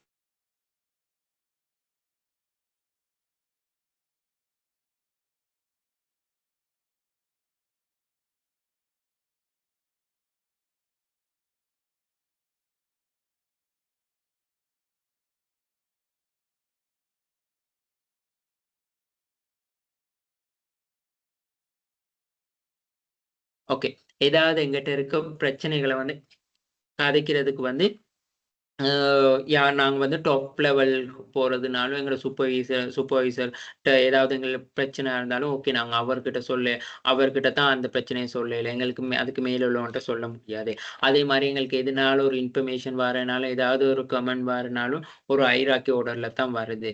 ஸோ அ அதால வந்து நாங்க என்ன செய்வோம்னு சொன்னா, இந்த பார்ட்டிசிபேட்டிவ் மேனேஜ்மென்ட் அதாவது ஆர்கனைசேஷன்ல வந்து பங்கேற்புங்கிற விஷயம் வந்து ரொம்ப குறைவாகிரும். ஓகே. அடுத்தது வந்து பெனவலன்ட். அதாவது பெனவலன்ட்ன்னு சொல்லும் பொழுது வந்து, இது வந்து பெரும்பாலுமே வந்து அந்த சிஸ்டம் 1 விட கொஞ்சம் கம்மியா தான் இருக்கும். சிஸ்டம் 1 வந்து ஆக அந்த பார்ட்டிசிபேட்டிவ் மேனேஜ்மென்ட் ஃபுல்லி 0வா இருக்கும். அங்க வந்து பார்த்தோம்னா ரொம்ப ரூடா, ரொம்ப ஹார்ஷா இருக்கக்கூடியது. ஆனா இந்த பெனவலன்ட்ன்னு சொல்றதுல வந்து இங்க என்னதுன்னு சொன்னா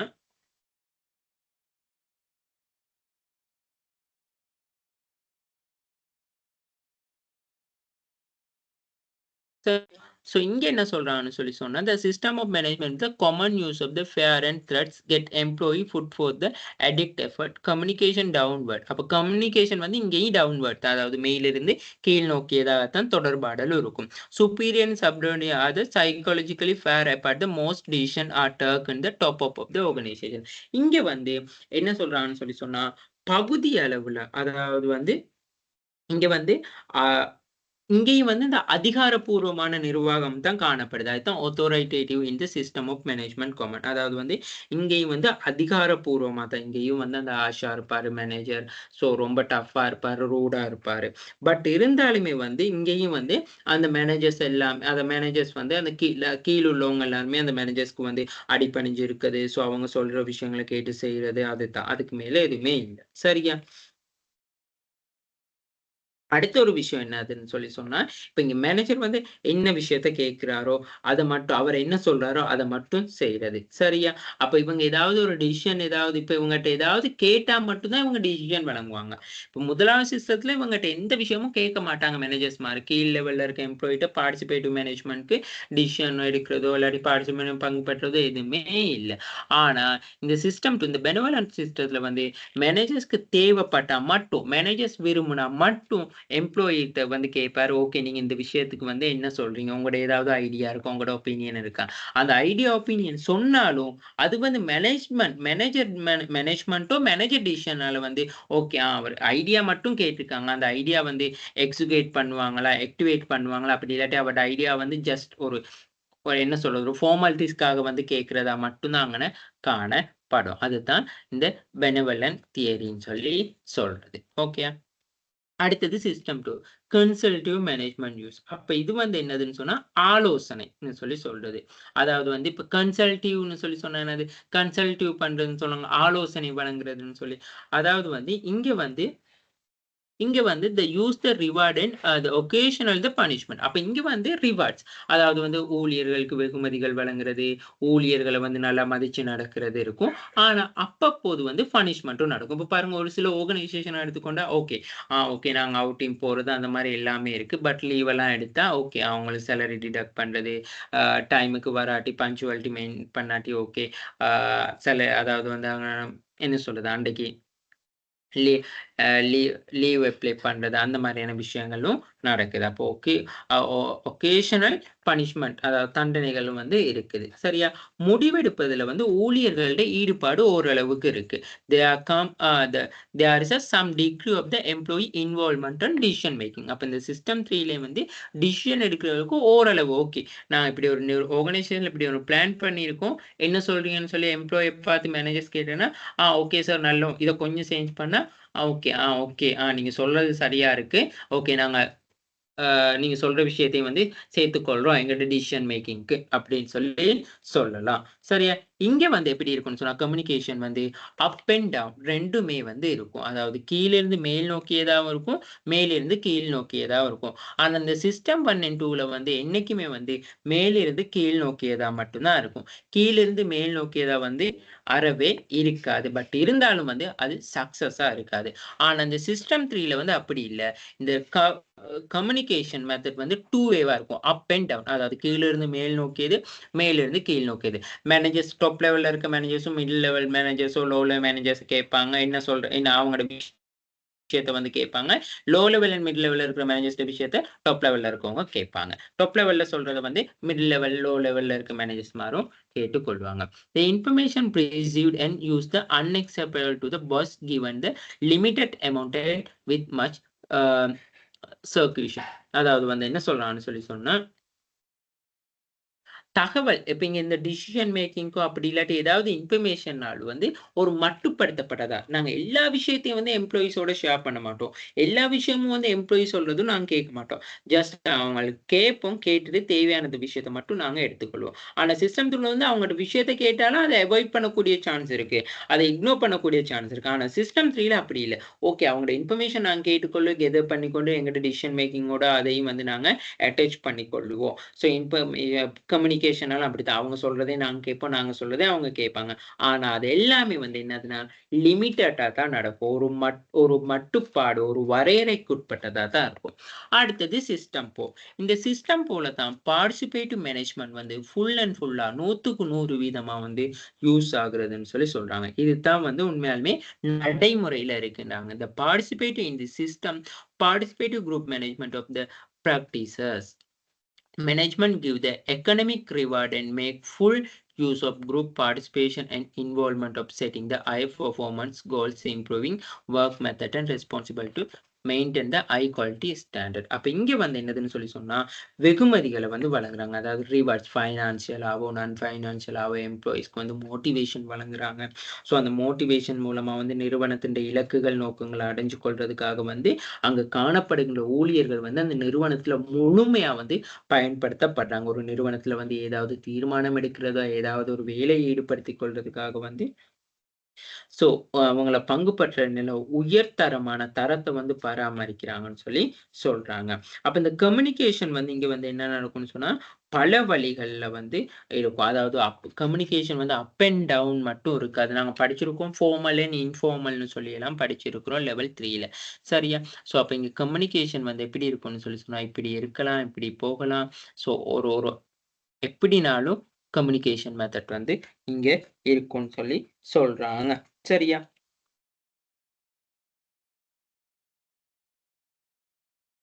அடுத்தது இந்த கம்யூனிகேஷன் மெத்தட் அப்பர் டவுன்வர்டா இருந்தாலுமே வந்து தகவல் வழங்கப்பட்ட தகவல்கள வந்து துல்லியமா இருக்கும். அதாவது அக்யூரசியா இருக்கும். மத்தது வந்து கம்ப்ரெஹென்சிவ் இன்ஃபர்மேஷனா தான் இருக்கும். அங்க வந்து லிமிட்டட் வந்து இன்ஃபர்மேஷனா இருக்கும். சிஸ்டம் 3ல. சிஸ்டம் 4ல வந்து அப்படி இல்ல. ஃபுல்லி கம்ப்ரெஹென்சிவ் இன்ஃபர்மேஷனா இருக்கும். ஓகே.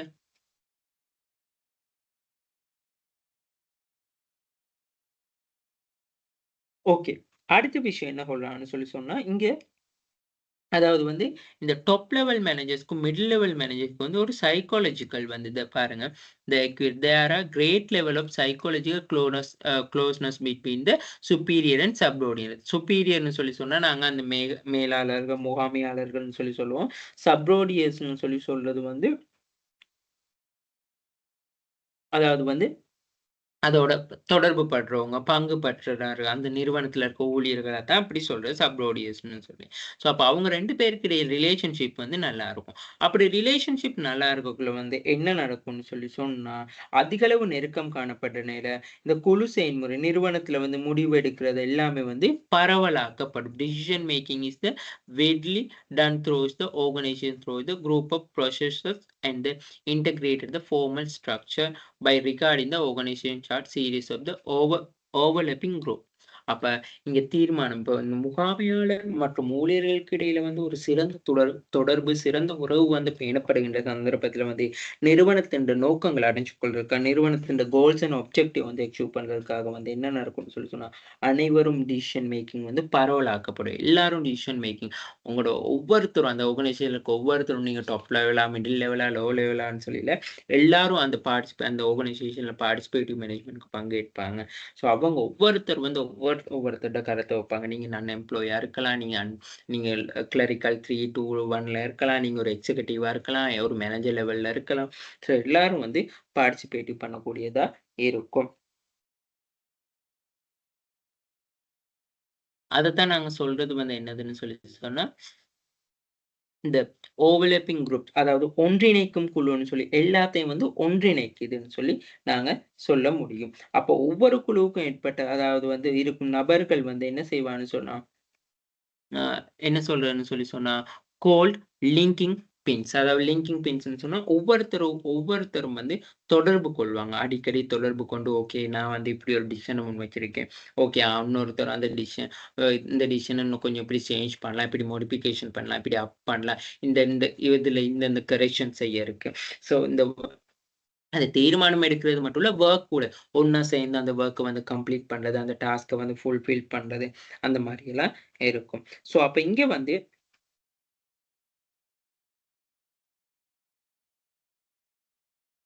இங்க வந்து சச் ஆஸ் டீம் லீடர், சுப்பீரியரோ, மேனேஜர். அப்ப இங்க வந்து தலைவரா இருக்கிறது யாரு? அந்த மேலாளர்களா இருக்கலாம். அப்படி இல்லாட்டி முகாமையாளர். Within the intra group functions of the leading the own group. அப்ப அவங்களோட தங்களோட குழுக்கள வந்து வழிநடத்தி சொந்த குழுவ வழிநடத்தி செல்ல வந்து அப்ப அந்த தலைவர்கள் வந்து அப்படி இல்லாட்டி மேற்பார்வையாளர். தலைவர்கள்ன்னு சொல்ற மேற்பார்வையாளர்களோ, முகாமையாளர்களோ வந்து காணப்படுவாங்க. சரியா? அது மட்டும் இல்லாம வந்து இவங்களுக்கு இடையில வந்து ஒரு சிறந்த ஒரு குழு ஒண்ணு உருவாக்குவதன் மூலமா வந்து, இந்த பங்கேற்பு மேலாண்மைக்கு வந்து ரொம்ப பாரிய அளவுல வந்து சப்போர்ட் பண்ண கிடைக்கும். அப்ப நாங்க வந்து இந்த சிஸ்டத்துல வந்து சிஸ்டம் போல தான் பார்ட்டிசிபேட்டிவ் மேனேஜ்மென்ட்க்கும் எந்த ஒரு பிரச்சனை இல்லன்னு சொல்லி சொல்றோம். இதே இந்த லிக்கர்ட் சிஸ்டத்துல வந்து இந்த எக்ஸ்ப்ளோரேட்டிவ் அப்படி இல்லாட்டி பெனவலன்ட்ல அப்படி இல்லாட்டி கன்சல்டிவ் மேனேஜ்மென்ட்ல வந்து அதாவது பெனவலன்ட்ல வந்து ரொம்ப தடைகள் காணப்படுது. ஸோ இங்க வந்து ஆப்ஸ்டக்கிள் வந்து ரொம்ப ஹைரார்க்கியா இருக்கு இந்த எக்ஸ்ப்ளோரேட்டிவ் அண்ட் பெனவலன்ட்ல. கன்சல்டிவ் மேனேஜ்மென்ட்ல வந்து நாங்க சொல்லலாம் ஜஸ்ட் மாடரேட் லெவல்ல இருக்குன்னு சொல்லி. ஆனா, 0 என்ன சொல்றது? ரொம்ப லோ லெவல்ல வந்து இருக்குதுன்னா, கான்ஃப்ளிக்ட் வந்து அதாவது என்ன சொல்றது? ஆப்ஸ்டக்கிள் வந்து இந்த பார்ட்டிசிபேட்டிவ் மேனேஜ்ல வந்து சிஸ்டம் போல தான். அதாவது லோ லெவல்லனா 0 லெவல்ல இருக்குன்னு கூட நாங்க அத சொல்ல முடியும். சரி. அடுத்தது போவோம். Aggressive system of organisation. அதாவது வந்து approach is extensive research and writing. The Chris Grisbon 1923 has pointed the mismatch between individual and organization and between information managers need and receive in the traditional hierarchical authoritative organization. This mismatch between those who work of organization themselves of the results of அப்ப நாங்க படிச்ச இந்த தியரீஸ் தியரீஸ்ல வந்து அடுத்து லாஸ்ட்டா படிக்கிறது தான் இந்த எக்ரிசிவ் சிஸ்டம் ஆஃப் ஆர்கனைசேஷன். அதாவது வந்து இந்த கிறிஸ் எக்ரிஸ்ன்னு சொல்றவர் வந்து 1923ல வந்து இது வந்து உங்களுக்கு ஜஸ்ட் ஒரு கதையா தான் இருக்கு.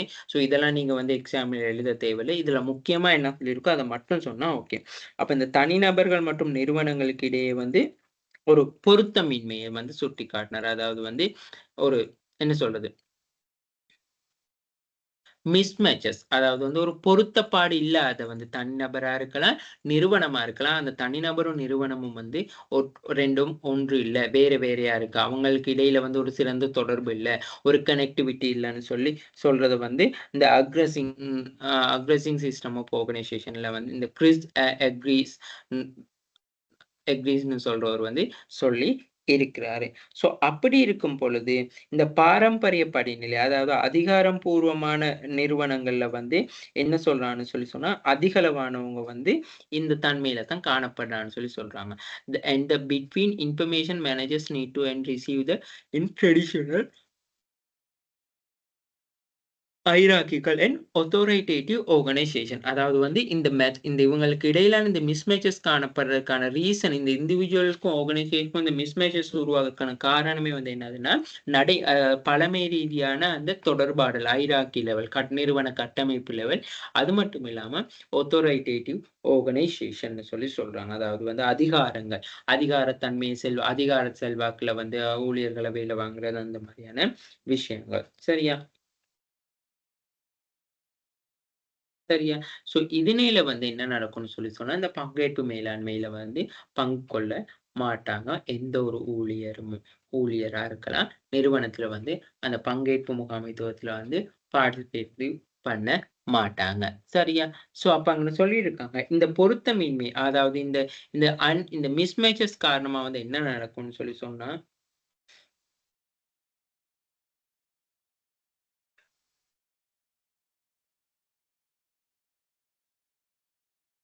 அதாவது வந்து ஸ்பெஷலைசேஷன் ஆஃப் த ஃப்ராக்ஷனல் ஒர்க்ன்னு சொல்லி சொல்றாங்க. அதாவது வந்து இங்க வந்து வேலை நிபுணத்துவத்த வந்து குடுக்குது. அதாவது குறித்த ஒரு தொழில்ல வந்து தொடர்ச்சியா ஈடுபடக்குள்ள வந்து, அதன் மூலம் வந்து அதிக அளவு வந்து அவர் சிறப்பு தேர்ச்சி அடையறத தான் வந்து நாங்க இங்கன டி அ என்ன சொல்றது? டிசி டிசைனிங் ஸ்பெஷலைஸ்ட் அண்ட் ஃபங்ஷனல் ஒர்க்ன்னு சொல்லி சொல்றது. அதாவது வந்து இந்த உற்பத்தி பணிகள்ல வந்து இப்போ உதாரணத்துக்கு வந்து பாருங்க சொல்லியிருக்காங்க. இந்த example milling, drilling and processing the manufacturing work or claiming, receiving evaluation of claim, payment of service organisation such as the insurance of the company. அப்ப அதாவது பொருள் நிறுவனத்தை உதாரணம் சொல்லியிருக்காங்க. என்ன சொல்றேன்னு சொல்லி சொன்னா என்ன சேவை நிறுவனத்திலயும் சொல்லியிருக்காங்க. அதாவது வந்து குறிப்பிட்ட தொழில்ல வந்து அதிக அளவு ஈடுபாடு, குறிப்பிட்ட அந்த பகுதியில வந்து அதிக அளவு திறன் காணப்படுறவங்கள வந்து அந்த வேலையில வந்து வடிவமைக்கிறதுன்னு சொல்லி சொல்றாங்க. அப்ப இந்த ஒப்பீட்டளவுல வந்து குறுகிய கவனம் கொண்ட அதாவது வந்து இப்ப ஏன் இங்க குறுகிய கவனம்னு சொல்லி சொல்றாங்கன்னு சொல்லி சொன்னா, இந்த especially in task with the relatively the narrow focus. அப்ப ஒரு தொழில்ல வந்து அதிக அளவு சிறப்பு தேர்ச்சியா காணப்படுகின்ற ஒரு நபரா இருக்கிற சந்தர்ப்பத்துல வந்து, அவருக்கு தெரியும் ஓகே இந்த வொர்க்க வந்து எவ்வளோ டைம்க்குள்ள முடிக்கலாம். எவ்வளோ ஸ்பீட்குள்ள செஞ்சா அந்த வொர்க் இன்னும் ஏர்லியா முடியும். ஸோ இதுக்குள்ள என்னென்ன மிஸ்டேக்ஸ் இருக்கக்கூடிய சான்ஸ் இருக்கு. இது என்னென்ன ஆ பிரச்சனைகள் வந்து உருவாகக்கூடிய சான்ஸ் இருக்குன்னு சொல்லி எல்லாமே வந்து தெரியும். காரணம் என்னதுன்னா, ஒரு தொழில தொடர்ச்சியா வந்து நாங்க செஞ்சு கொண்டு போகும்பொழுது, அதன் மூலமா ஏற்படுகின்ற அனுபவம் அப்படி இல்லாட்டி நிபுணத்துவம்னு சொல்லி சொல்றது. ஸோ அதனால தான் வந்து அப்ப அங்க வந்து அந்த ஃபோக்கஸ் பண்ற விதமும் வந்து ரொம்ப குறைவா ஆகிரும். அதுதான் they specialize the task with the relatively narrow focus. அப்ப குறைவா ஆகிரும். ஸோ மறுபுறம் வந்து என்ன நடக்கும்னு சொன்னா the narrow, the on of other end it also involve the job the fragmentation that has a breaking of the job relatively less skill and the less education of the employee. So இதன் காரணமா அதிக அளவு வந்து அதன் மேல கவனம் செலுத்தாத அப்படியெல்லாம் இருக்கக்குள்ள வந்து அவர் என்ன நடக்கும்னு சொல்லி சொன்னா, அதாவது வந்து குறைந்த திறன் அவரால வந்து வழங்கப்படுகின்ற சேவையோ, அவரால வழங்கப்படுகின்ற அந்த உற்பத்திக்கான ஆ பங்களிப்போ வந்து ரொம்ப அளவு குறைஞ்சிரும். சரியா? இப்போ உதாரணத்துக்கு வந்து a good example here is the motor car assembly work. Car assembly plant typically employ unskilled or semi-skilled work in the assembly line who perform the effective task through of the uh, of the சொல்லி சொல்றாங்க. அதாவது வந்து இப்போ உதாரணத்துக்கு வந்து பாருங்க, motor cycle assembly எடுத்துக்கொண்டோம்னு சொன்னா, motor cycle உற்பத்தியில வந்து அப்ப அந்த என்ன செய்றேன்னு சொன்னா, திறமையற்ற அல்லது திறமையான தொழிலாளர்கள் வந்து என்ன செய்றாங்கன்னு சொன்னா, அந்த அவங்களுக்காக வழங்கப்பட்டிருக்க அந்த மோட்டார் கார் அசெம்பிளி அவங்களுக்காக வழங்கப்பட்ட டாஸ்க்க வந்து என்ன செய்வாங்கன்னு சொல்லி சொன்னா, சரியா செஞ்சு முடிக்கிறாங்க. அப்ப இதுலருந்து என்ன செய்யுதுன்னு சொல்லி சொன்னா, ஓவர் ஸ்பெஷலைசேஷன் ஆகிட்டா, அப்ப அதுக்குன்னு சொல்லி நாங்க வந்து ஒதுக்கிட்டோம்னா, அந்த குறித்த ஒரு நிறுவனத்துல இருக்க அந்த நபர் வந்து அதாவது அந்த அவருடைய அனுபவம், நிபுணத்துவம் காரணமாக வந்து காரணமாக வந்து தொழில்ல அதிக அளவு ஈடுபாடு காட்ட மாட்டாரு. இதனால வந்து தொழில்ல அதிக அளவு ஃபோக்கஸ் பண்ண மாட்டாரு. ஸோ அப்படி ஃபோக்கஸ் பண்ணாட்டி வந்து நிறுவனத்துல இருக்கிற பிரச்சனைகள், அதாவது புரொடக்டிவிட்டியோ நிறுவனத்துல வந்து இருக்கிற வேலை தொடர்பா அனைத்து பிரச்சனைகளும் வந்து ஏற்படக்கூடியதா இருக்கும். சரியா?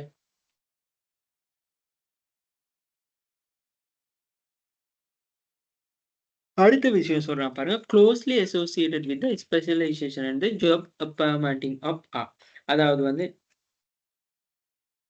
அப்ப இந்த ஸ்பெஷலைசேஷன் வந்து கண்ட்ரோல் பண்றதுக்கான மெத்தட தான் வந்து அவங்க சொல்றாங்க. இந்த closing associated with specialisation and job argument. அப்ப அதாவது வந்து இப்ப ஸ்பெஷலைசேஷன் ஜாப்ப பண்ணனையில தானே வந்து கூடுதலா வந்து அதுல பங்கு பற்றது குறைவு அந்த மாதிரியான பிரச்சனைலாம் இருக்கு. ஸோ அப்படி இருக்கனால வந்து என்ன செய்வாங்கன்னு சொன்னா, அந்த ஆர்கனைசேஷனால வந்து அது செயல்படுத்தப்படுது. அதாவது வந்து அ அவங்கள வந்து நிலையான மதிப்பீடுன்னு சொல்லில the learning by management which are should be the create out the unsequential அடுத்தது constant evaluation of the performance managers controlling all aspect of the work environment அதாவது அனைத்து அம்சங்களையும் வந்து முகாமையாளர் கட்டுப்படுத்துறது இந்த மாதிரியான விஷயங்கள் எல்லாமே வந்து அங்க காணப்படணும்னு சொல்லி சொல்றாங்க. இந்த ஓவர் ஸ்பெஷலைசேஷன் வந்து ஒரு உருவாக்குன பிறகு. ஓகே. அடுத்தது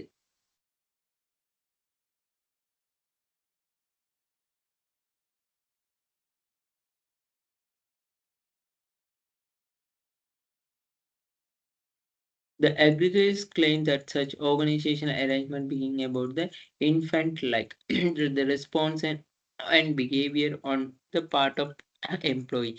This impact behavior patterns in the organization include அதாவது வந்து என்னென்ன சொல்றாங்கன்னு சொல்லி சொன்னா, நிறுவனத்துல வந்து நிறுவன ஏற்பாடுகள் வந்து ஊழியர் தரப்புல வந்து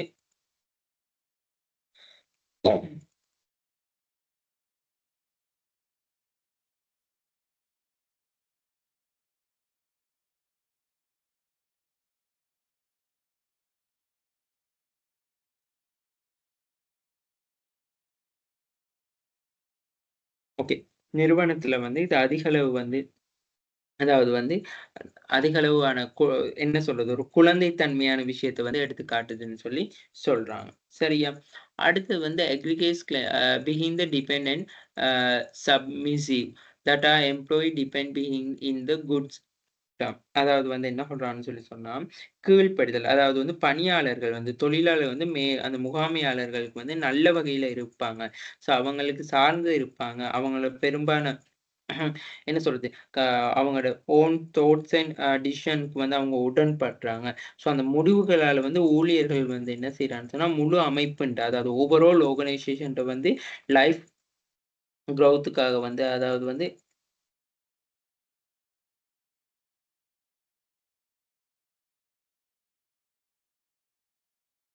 அப்ப அந்த ஆர்கனைசேஷன்ட அ ஓவரால் அந்த ப என்ன சொல்றது? ஒரு ஆர்கனைசேஷன் லைஃப்க்காக ரொம்ப நாள் இந்த ஆர்கனைசேஷன் இருக்கணுங்கிறதுக்காக வந்து பார்ட்டிசிபேட் மேனேஜ்மென்ட்ல வந்து பங்கு பெற்றக்கூடிய சான்ஸ் இருக்குன்னு சொல்லி சொல்றாங்க. சரியா?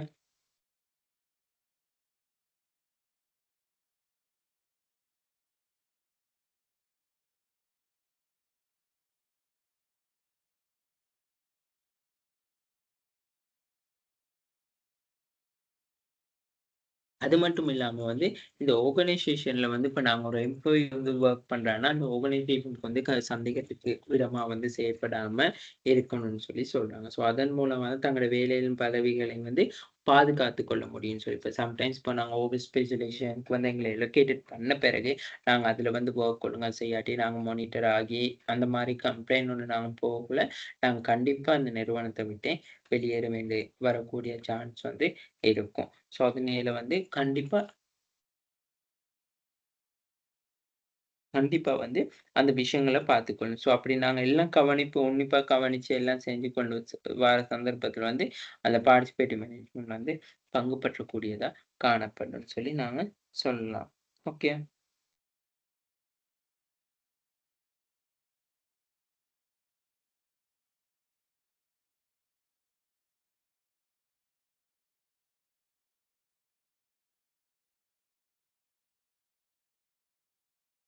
ஓகே. அடுத்த விஷயம் என்னதுன்னு சொல்லி சொன்னா, அ the behind the depend on some issue, the concern with the short. அதாவது வந்து குறுகிய கால கண்ணோட்டத்துல, நாங்க த அந்த இத பாருங்க. Position of the piece sorry அபிலிபிலிட்டீஸ்ன்னு சொல்லி சொல்லக்குள்ள வந்து, அதாவது வந்து அ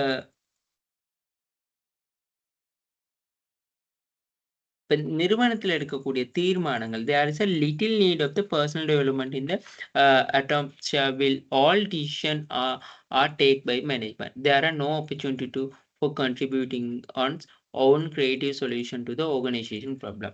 அ அந்த விஷயத்தையும் ஞாபகப்படுத்திக்கணும். இப்ப அடுத்தது என்ன சொல்றான்னு சொன்னா, இப்ப நாங்க நிறுவனத்துல வந்து ஒரு தீர்மானமோ, நிறுவனத்துல ஒரு செயற்பாடுக்காக வந்து நாங்க ஏதாவது ஒரு கருத்த முன்வைக்கக்குள்ள வந்து, அதாவது வந்து அது எங்களோட தனிப்பட்ட வளர்ச்சிக்கு, அதாவது வந்து எங்கட செல்ஃப் டெவலப்மென்ட்க்கு வந்து ரொம்ப குறைவா தான் இருக்கும். எங்கட செல்ஃப் டெவலப்மென்ட்க்காக வந்து அந்த விஷயம் வந்து இப்ப நாங்க ஒரு ஆர்கனைசேஷன்ல வந்து இப்ப ஏதாவது ஒரு நல்ல ஒரு ஐடியா ஆர்கனைசேஷனுக்கு சொல்றோம்னு சொல்ற சந்தர்ப்பத்துல வந்து, அது டைரக்ட்டா வந்து எங்கள இம்பாக்ட் பண்ணாது உடனே. முதல்ல வந்து அந்த ஆர்கனைசேஷன் வந்து இம்பாக்ட் பண்ண பிறகு தான் எங்களுக்கு வந்து இம்பாக்ட் ஆகும். ஸோ அப்படி இருக்கிற சந்தர்ப்பத்துல வந்து எங்களால, அதாவது வந்து அனைத்து முடிவுகளும் வந்து என்ன நடக்கும்னு சொல்லி சொன்னா,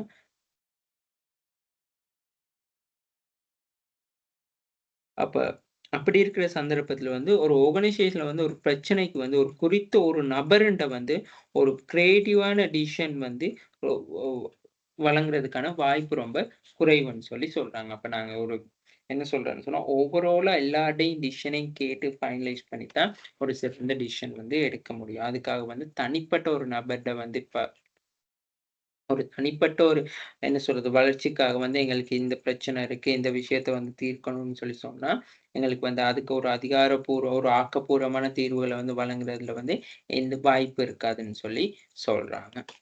அடுத்தது வந்து கன்சர்ன் வித் த ஷோர்ட். அடுத்தது வந்து இப்ப இந்த ஷார்ட் டெர்ம்ல, அதாவது வந்து ஷார்ட் டைம் பீரியட்ல இருக்கிறதுக்கு வந்து நாங்க நெறைய பிரச்சனைகள் வந்து ஐடென்டிஃபை பண்ணி டிசிஷன் மேக்கிங்லாம் இருக்கிற சந்தர்ப்பத்தில வந்து, நீண்ட காலத்து அந்த லாங் டெர்ம்ல ஏதாவது எங்களுக்கு வந்து எஃபெக்டிவ் ஏற்பட்டுச்சுன்னா வந்து, அதுல வந்து நாங்க கவனத்துல கன்சிடர் பண்ண மாட்டோம். அப்படி கன்சிடர் பண்ணாத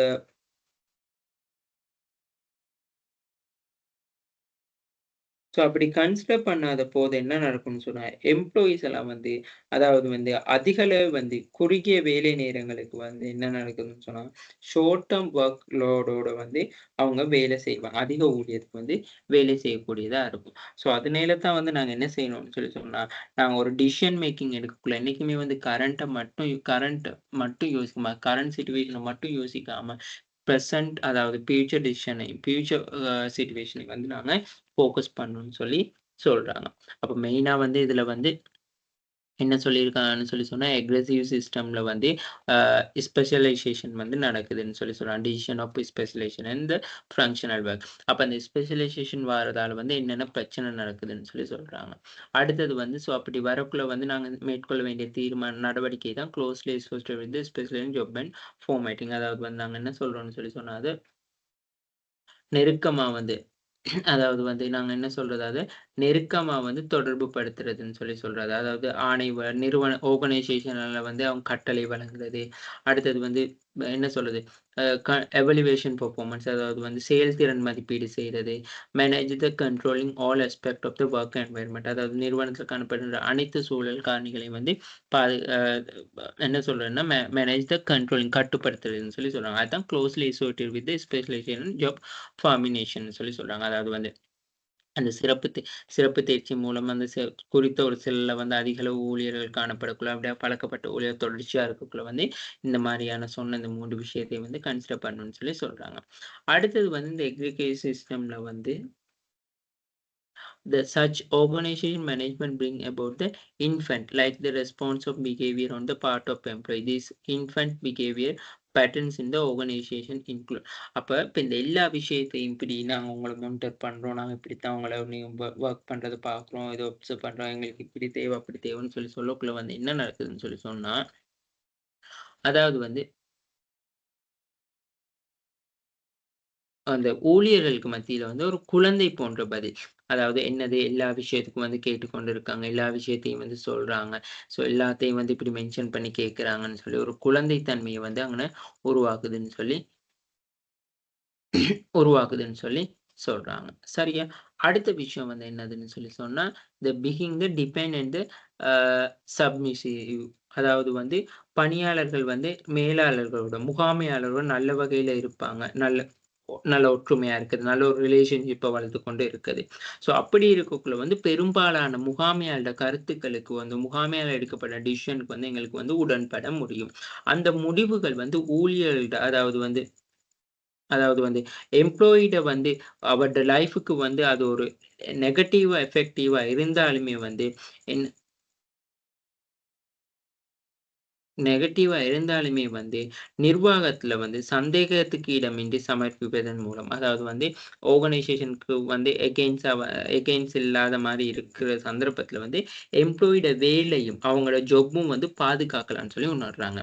அதுதான் வந்து இந்த டிபெண்ட் ஆன் சப்மிசிவ்ன்னு சொல்றது. அப்ப நிறுவனத்தில வந்து அதாவது வந்து முகாமையாளர்களோட, நிறுவனத்தில மேல் தரப்பினர்களோட, உயர் தரப்பினர்கள் வந்து நல்ல ஒரு குளோசிவ்லா இருக்கக்கூடிய சந்தர்ப்பத்தில வந்து அவங்களால இப்ப பார்ட்டிசிபேட்டிவ் மேனேஜ்மென்ட்னா, நாங்க என்ன செய்யலாம், தவறான சந்தர்ப்பம் போது நாங்க அந்த கருத்த முன் வச்சு இது தவறு அப்படின்னு சொல்லலாம். ஸோ அதுதான் பார்ட்டிசிபேட்டிவ் மேனேஜ்மென்ட் மெயின் கோலே.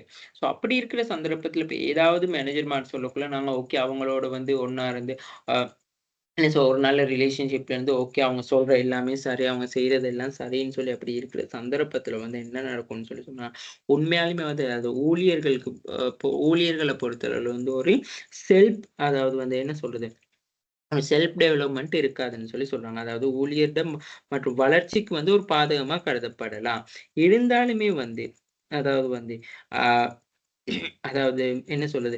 ஆர்கனைசேஷனுக்கு வந்து சந்தேகப்படாத மாரி ஊழியர்களும் அந்த வேலையில இருக்கவங்களை வந்து என்ன செய்யலாம்ன்னு சொன்னா, பாதுகாக்கிறதுக்காக வந்து பாதுகாக்க முடியும்னு சொல்லி உணர்றாங்க. அப்ப அதாவது வந்து இப்ப ஆர்கனைசேஷன் எந்த நேரமும் இருப்பாங்க. இது என்ன இவங்க மேனேஜ்மென்ட் சொல்ற எல்லா விஷயத்தையும் ஓகேன்னு சொல்றாங்க. எல்லாமே ஓகேயா இருக்கா? இல்லாட்டி ஏதோ இது வந்து வற்புறுத்தல் பேர்ல நடக்குதா? அப்படின்னு சொல்லி. அப்ப அந்த ஆர்கனைசேஷன் சந்தேகம் வராத மாதிரி என்ன நடக்குதுன்னு சொன்னா, ஊழியர்கள் தங்களோட வேலைகளையும், பதவிகளையும் பாதுகாக்க முடியும்னு சொல்லி உணர்றாங்க. இந்த சந்தர்ப்பத்தில எல்லாம் வந்து உண்மையாலுமே வந்து பார்ட்டிசிபேட்டிவ் மேனேஜ்மென்ட் தாங்க சக்சஸ்ஃபுல்லா இருக்காது. அடுத்தது கன்சர்ன் வித் த சோல். அதாவது வந்து சில என்ன சொல்றான்னு சொன்னா, சில திறன்கள் வந்து கொண்டிருந்தாலும் வந்து முடிவுகள் வந்து நிர்வாகத்தால எடுக்கப்படும் சூழ்நிலையில வந்து உண்மையாலுமே வந்து நிறுவன பிரச்சனைக்கு வந்து ஒருவரோட சொந்த ஆக்கப்பூர்வமான தீர்வு வந்து வழங்குறதுக்கான வாய்ப்பு காணப்படாது. அதாவது இப்ப நாங்க ஒரு ஆர்கனைசேஷன்ல வந்து இருக்கிற பிரச்சனைய வந்து நாங்க பொதுவா தான் நாங்க அப்சர்வேஷன் பண்ணி அதுக்கான ஐடியாஸ் குடுக்கலாமே தவிர, அப்படி இல்லாம அதாவது வந்து இப்போ ஒரு ஒரு ஒரு பெர்சனலா ஒரு கிரியேட்டிவான டிசிஷன் மேக்கிங் வந்து ஒரு தீர்வ வழங்காது. Entire organisation. இப்போ உதாரணத்துக்கு வந்து இப்ப எல்லா விஷயமும் வந்து எங்களால வந்து சொல்ற எல்லா விஷயமும் நாங்க பார்ட்டிசிபேட் பண்ற எல்லா அ டிப் விஷயமா இருக்கலாம், டிசிஷன் மேக்கிங்கா இருக்கலாம். எல்லாமே வந்து டாப் லெவல் வரைக்கும் போயிட்டு அது வந்து சக்சஸ் ஆகும்னு வந்து சொல்லவும் முடியாது. அடுத்தது வந்து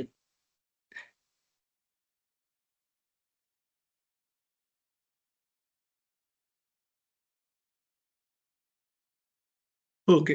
அடுத்தது வந்து என்ன சொல்றாங்கன்னா, அந்த அக்ரிசால வந்து சொல்லப்பட்ட வந்து அதாவது வந்து ஆப்ஜெக்டிவ்ஸ் என்னதுன்னு சொன்னா. இதன் மூலமா வந்து full development of the individual potentialities. அதாவது தனிப்பட்ட திறன்ட வளர்ச்சி இருக்கு. அடுத்தது genius and open interpersonal relationship. அதாவது வந்து என்ன சொல்றது? நபர்களுக்கு இடையில வந்து ஒரு திறந்த தனிப்பட்ட உறவுகள் காணப்படும். அதுதான் வந்து நாங்க இங்க படிச்சோம் என்னதுன்னா, இந்த என்ன சொல்றது? பெர்சனலைசிங் ஆஃப் த பியூ அபிலிட்டீஸ்ன்னு சொல்றது.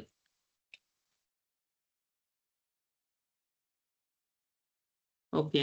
அடுத்தது வந்து the meaningful organisation which the adult made behaviour are qualitative. அதாவது வந்து தனிநபர்கள் வந்து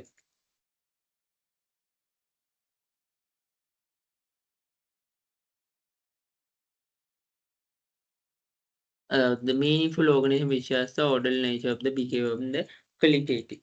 அதாவது வந்து ஒரு என்ன சொல்றதுன்னு சொன்னா, நடத்தை அதாவது அர்த்தமுள்ள அமைப்புகள், அது நல்ல சிறப்பான அமைப்புகள், சிறப்பான நிறுவனங்கள் வந்து அந்த மாதிரியான விஷயங்கள் வந்து கொண்டு வரக்குள்ள வந்து இந்த பார்ட்டிசிபேட்டிவ் மேனேஜ்மெண்ட்ட இன்னும் சக்சஸா கொண்டு போகலான்னு சொல்றாங்க. அடுத்தது வந்து the greater commitment psychological of entry by the individuals. அதாவது வந்து ஒரு தனிநபர்கள் மூலமா வந்து அந்த ஆற்றல் வந்து எவ்வளவு தூரத்துக்கு அந்த நிறுவனத்துக்கு வந்து அர்ப்பணிப்பு செய்யப்பட்டிருக்காரு அந்த நிறுவனத்துக்கு. ஸோ அந்த மாதிரியான விஷயங்கள வந்து காணலாம்னு சொல்றாங்க. Effective performance by the whole organisation. அது முழு நிறுவனத்தில வந்து ஒரு பயனுள்ள செயல்திறனா காணப்படும்னு சொல்றாங்க. So step that could be take to achieve above mentioned objective or create the meaningful organization include following increase interpersonal competition and job decision. அதாவது வந்து என்ன சொல்லலாம்னா, மேற்கூறிய நோக்கங்களை அடைஞ்சு கொள்றதுக்காக வந்து நிறுவனத்த வந்து ஒரு அர்த்தமுள்ள நிறுவனத்துக்காக வந்து நாங்க என்ன செய்யணும்னு சொன்னா, கண்டிப்பா increase the interpersonal competition and job decision. வேலையை வடிவமைப்பு செய்யணும். எல்லாருக்கும் வந்து பங்கேற்பு முகாமைத்துவத்துல பார்ட்டிசிபேட் பண்ண வைக்கிறது, டிசிஷன் மேக்கிங் எடுக்கிறது, அந்த மாதிரி எல்லாத்துலயும் வந்து நாங்க இன்வால்வ் பண்ணணும். ஸோ அடுத்தது அது மட்டும் இல்லாம தனிநபர் ஆளுமையை வந்து விருத்தி செய்யணும்னு சொல்றாங்க. ஸோ இதுலயும் பார்த்தாலுமே வந்து நாங்க இந்த என்ன சொல்றேன்னு சொன்னா, பங்கேற்பு முகாமைத்துவ இந்த அக்ரெசிவ் சிஸ்டத்துல வந்து பங்கேற்பு முகாமைத்துவை வந்து நாங்க அந்த ஸ்பெஷலைசேஷன்ல வந்து காண்றது வந்து ரொம்ப குறைவா இருக்கும். இருந்தாலுமே வந்து அந்த பார்ட்டிசிபேட்டிவ் மேனேஜ்மென்ட் குறைவா இருக்கிற ரீசனா கருதி தான் வந்து நாங்க அதுக்கான தீர்மானம் எடுக்கிறது தான் என்னன்னா, க்ளோஸ்லி அசோசியேட்டட் வித் த ஸ்பெஷலைசேஷன்னு சொல்றாங்க. அது மட்டும் இல்லாம வந்து being the dependent and submissive இந்த ப்ராசஸிங் த ஃபியூ அபிலிட்டீஸ் அந்த மாதிரியான விஷயங்கள வந்து சரியா நாங்க மேற்கொள்ளும் பொழுது வந்து இந்த இந்த கன்சர்ன் வித் த ஷோர். அப்ப இந்த 3 விஷயத்தையும் வந்து கவனமா நாங்க நோட் பண்ணக்குள்ள வந்து பார்ட்டிசிபேட்டிவ் மேனேஜ்மென்ட் வந்து சக்சஸ்ஃபுல்லா பங்களிப்பு செய்யக்கூடியதா இருக்கும்னு சொல்ல முடியும். ஓகே. சார்.